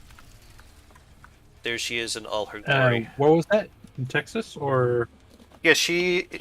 well, originally she was... I think she's in a park near South Padre Island. But, yeah, they had to bring her into a dry dock because basically there was a hole that got rusted into the side of her.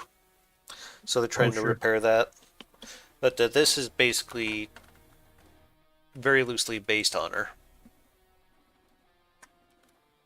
14-inch guns, 10 of them each.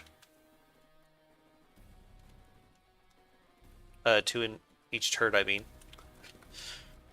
I took some of the 150 millimeter guns and I made a new kind of a turret out of them. It's a little smaller and cheaper than the last one I made.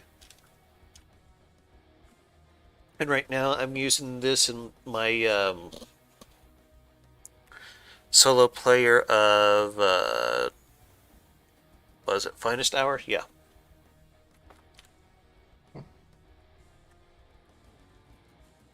Any thoughts on the superstructure? It looks awesome. I like the Needs more stairs. Dakka. Needs more Dakka. Yeah, you're not wrong. I think I missed a spot when I was painting there, but that's okay. I'll get it later. Where are the little 50 cals that the crew can use to fire at the enemy in futile defiance? Well, they have 40 millimeter Bofors. No, they aren't mounted on the sides of the control room or anything. I suppose I could find some, but Come on, it was in the movie Battleship. There were these little pop guns mounted on the side walls. uh-oh, I think we're about to get rammed. Oh no. Okay. Yep. Yeah, I called this the Thunderstruck class. Basically because that's a song by AC/DC that they did about when they went to visit a tapas bar in Texas. It had the time of their life. Yeah. Oh, come on. We all knew that that was eventually going to happen. This is from the depths, after all. This is true.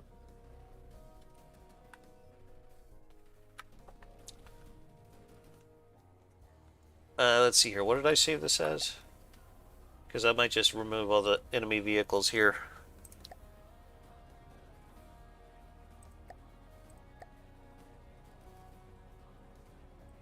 So how's this noob stream been going then? Haven't had too many people show up for it, but I didn't really do many announcements or anything for it, so... I'm pretty confident about making cram cannons. They are the best cannon. You should only use cram cannons. You need to know nothing else. Well, yeah, if you're, like... Never mind. I'm not gonna...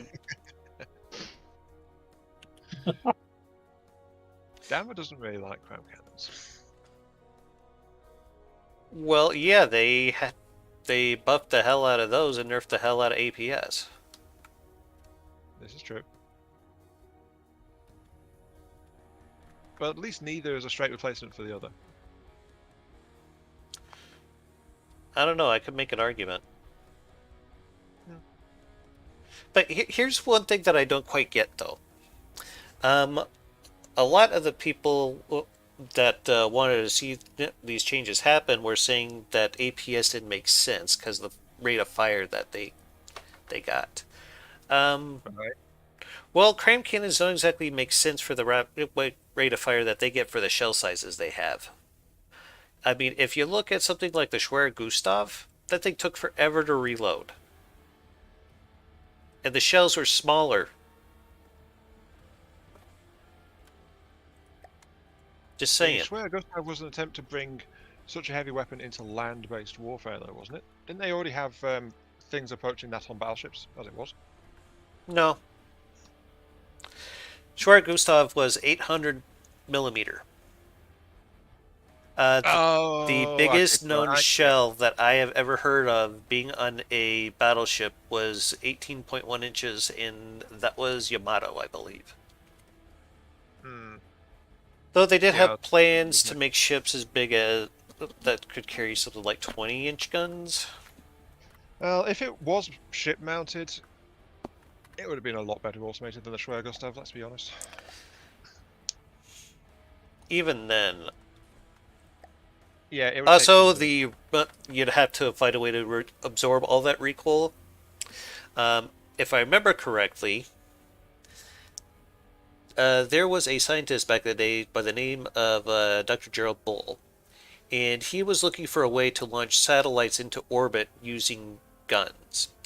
Originally, he came up with a system where he took two 16-inch gun barrels, which was left over. Yeah. I know this one. Well, he wanted to make a gun for Saddam Hussein that would basically launch a giant warhead into orbit, and yeah, the Israelis wouldn't like kill them over it, and that thing wasn't even 2 meters either, I think. No, that was trying to get the range But out of it. I'm just saying, if you try to build a crane cannon in real life, I don't think you can make anything practical enough to be able to use it the same way you do in From the Depths. So I think that there's a whole argument of APS not making sense out the window, because then crane cannons don't make any sense either if you're going to try to apply the same rules to them. Maybe, maybe not. But yeah. Let's be fair, a bunch of stuff in the game doesn't make sense. You mean like using fuel engines underwater? Or steam engines? I could do this all day. Yep. Yeah, I'm trying to not encourage it. Because I know you can do this all day. Yeah. Oh, and just so you guys can see the fortress where I am building the next part of my shipbuilding tutorial series, I thought I'd show that off real quick.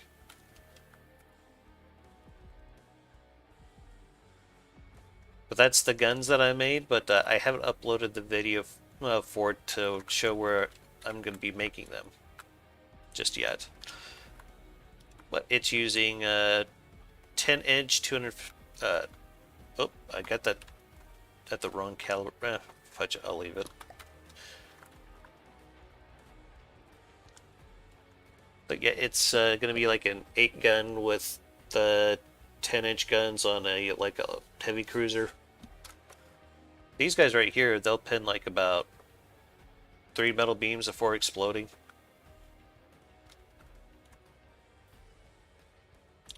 And these were just some hole shapes that was going to show up in the next part that I was going to be recording.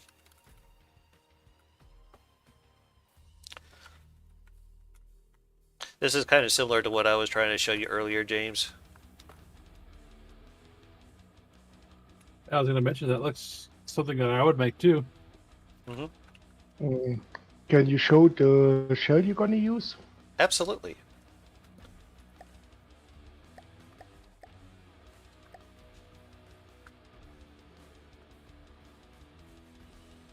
Oops.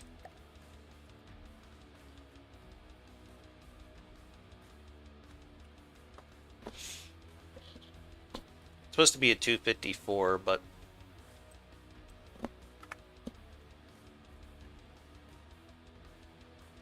yeah, that'll easily pen 3 beams.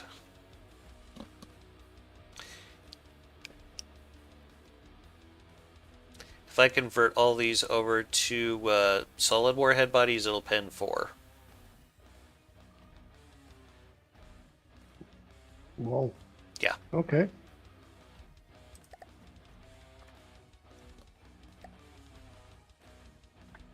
And this is probably going to be the bow that I'm going to be using for it. This is the armor scheme that I came up with. Give it a little bit of buoyancy and durability. And some hash and heat resistance. But yeah, that's kind of where I'm at with it right now.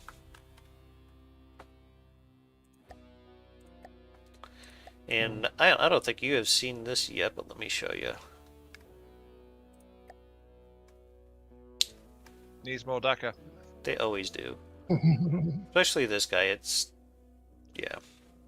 Right, what is it you want to show me? I am working on a scout cruiser. It's meant to be just very, very fast with 8-inch guns as mains. And I got some side case mace. The number of guns pleases me.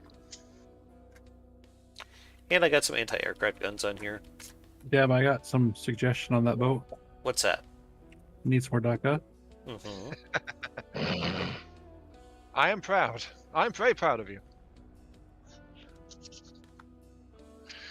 See, they are learning my ways. Yes. You're such a bad influence. And proud of it. Well, you want to know what I think? What?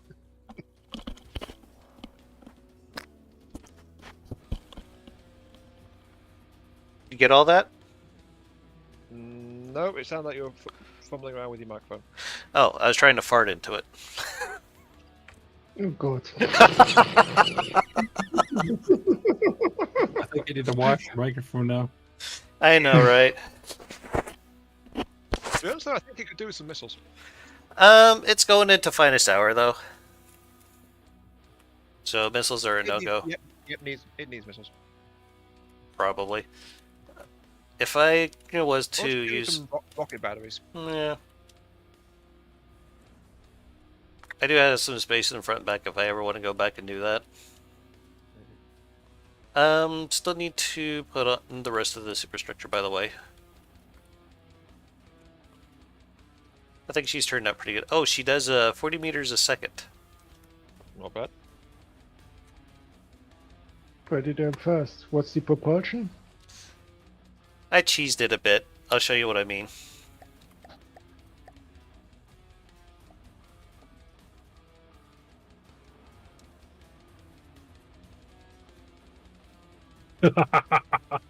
Yeah, I put jet thrusters in here.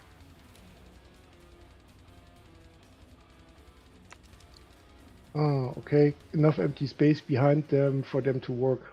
Okay. Dama, I'm disappointed. They aren't custom jets. I don't want to use the small custom jet engines though, and Who said anything about small? finest hour, I can't use them in finest hour. Oh, okay. You know what those jets need? Mordaka? More DACA. Mm-hmm. Got to paint it red. Yeah. It goes faster. Red ones go faster. Nah, paint it purple. Be all sneaky like. Oh, and I had a lot of fun with this thing the other day. This thing is nasty. Basically just like a bomber zeppelin.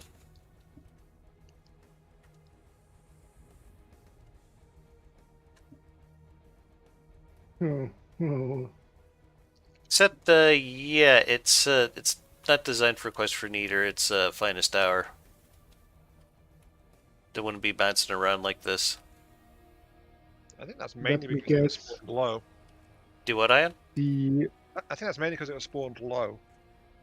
Yeah, it's not gonna go much higher than this. That doesn't look good. Well, the PID, it's set to go up to like about 7,000 not 7,000, but 700 meters. So that's why it's kind of like this right now. It's not exactly in its best form. Actually, sorry, I forgot you were still in there, James. Oh, good. I got another airship too.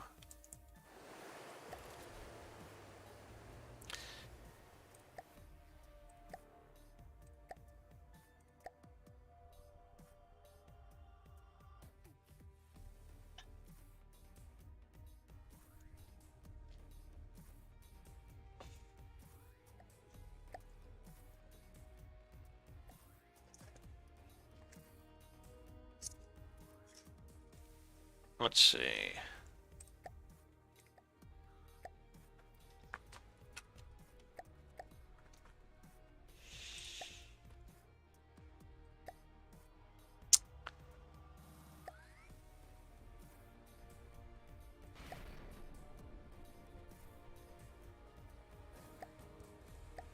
Here we go. This thing is a beast.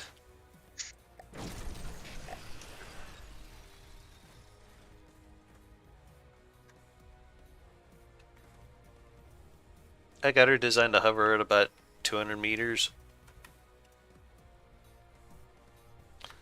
I can't quite remember how fast it goes though. I think I got her set up to go pretty quick.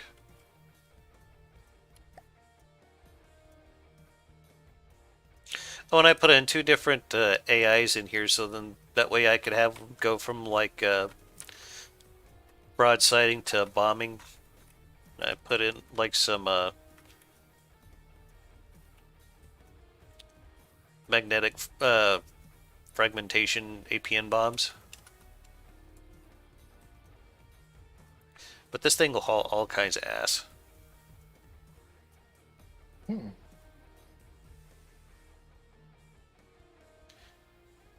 She's doing 77 meters a second right now. Not bad. Oh yeah, and have a look at what I did back here.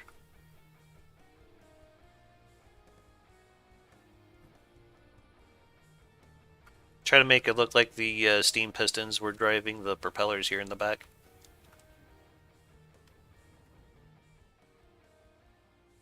It's just changing altitude because it's going over terrain here.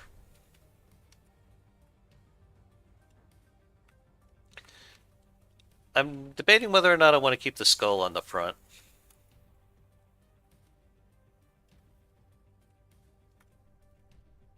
But I think the superstructure turned out pretty good.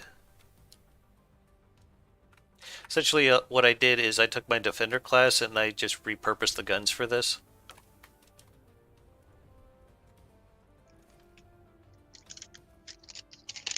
And whatever this thing can outrun, it's going to outgun. Pretty much designed to be the perfect raider. Definitely looks awesome.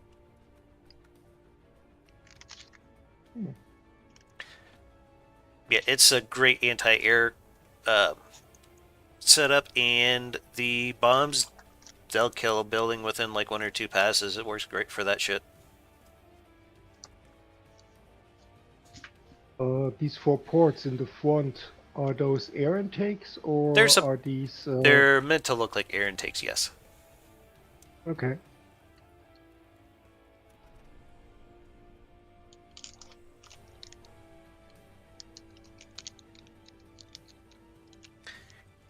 And let's see here, is there anything else?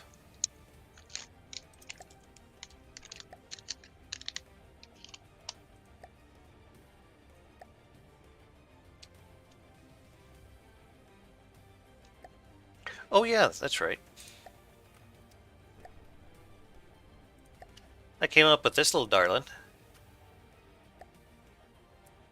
2,163 materials, and I use it to capture tiles.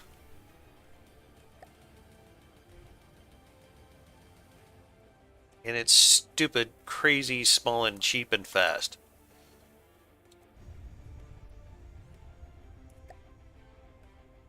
This might be a dumb question, but what are tiles? Oh, I could show you that here real quick. The squares you see on the map. Oh, I see. That makes sense. So, Yeah, let me just show you real quick. yeah, sure.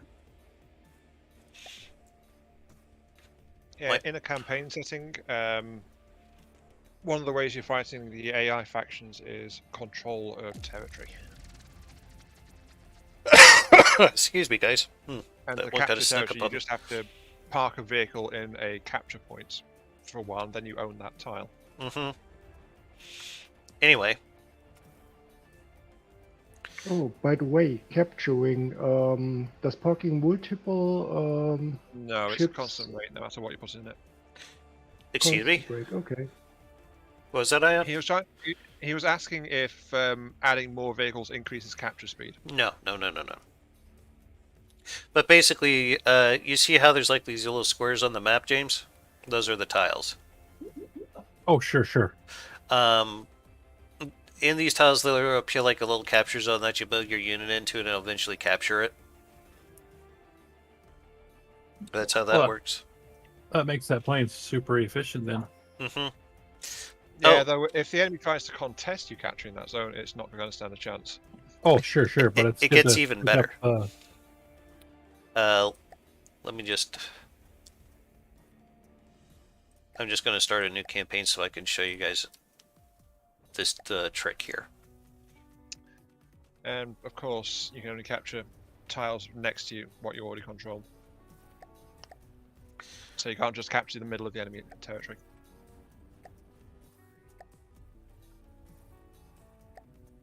Okay, yeah. We're gonna just pull all.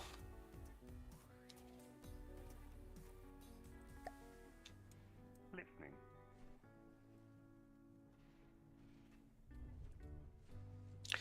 Now, Listening. these do not need any materials whatsoever to move. Listening. Receiving. See it here? There's no materials, Moving out. and it still goes at maximum speed. Moving out. Moving out. And I can just fly it up here, send it into a capture zone, let it do its thing, and just have it happily move on. And it's doing this at 123 meters a second. And it needs no fuel whatsoever to do this. Crazy, right? Isn't that cheating? Not at all. Nope. Some It's a forms bit of an force and exploit, destruction. but yeah. I would say it's more of an exploit than a cheat. You can deliberately build some vehicles to not need fuel to move. I mean, that's what I do with my primordial stuff. Mm-hmm.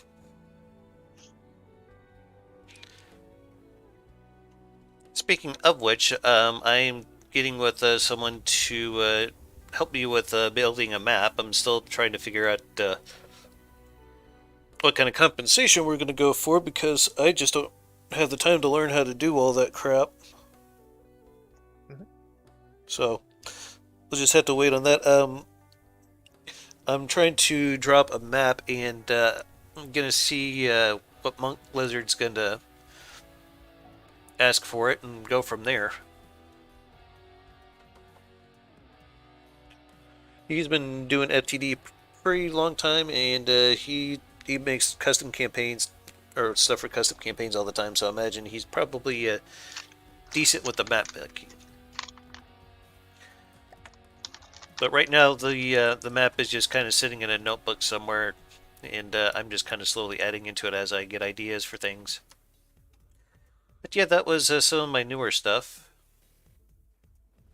Oh yeah, take care, Dulcet. Anyway, Jason, you'd be cool with wrapping up the stream here? Yeah, that's fine. Okay.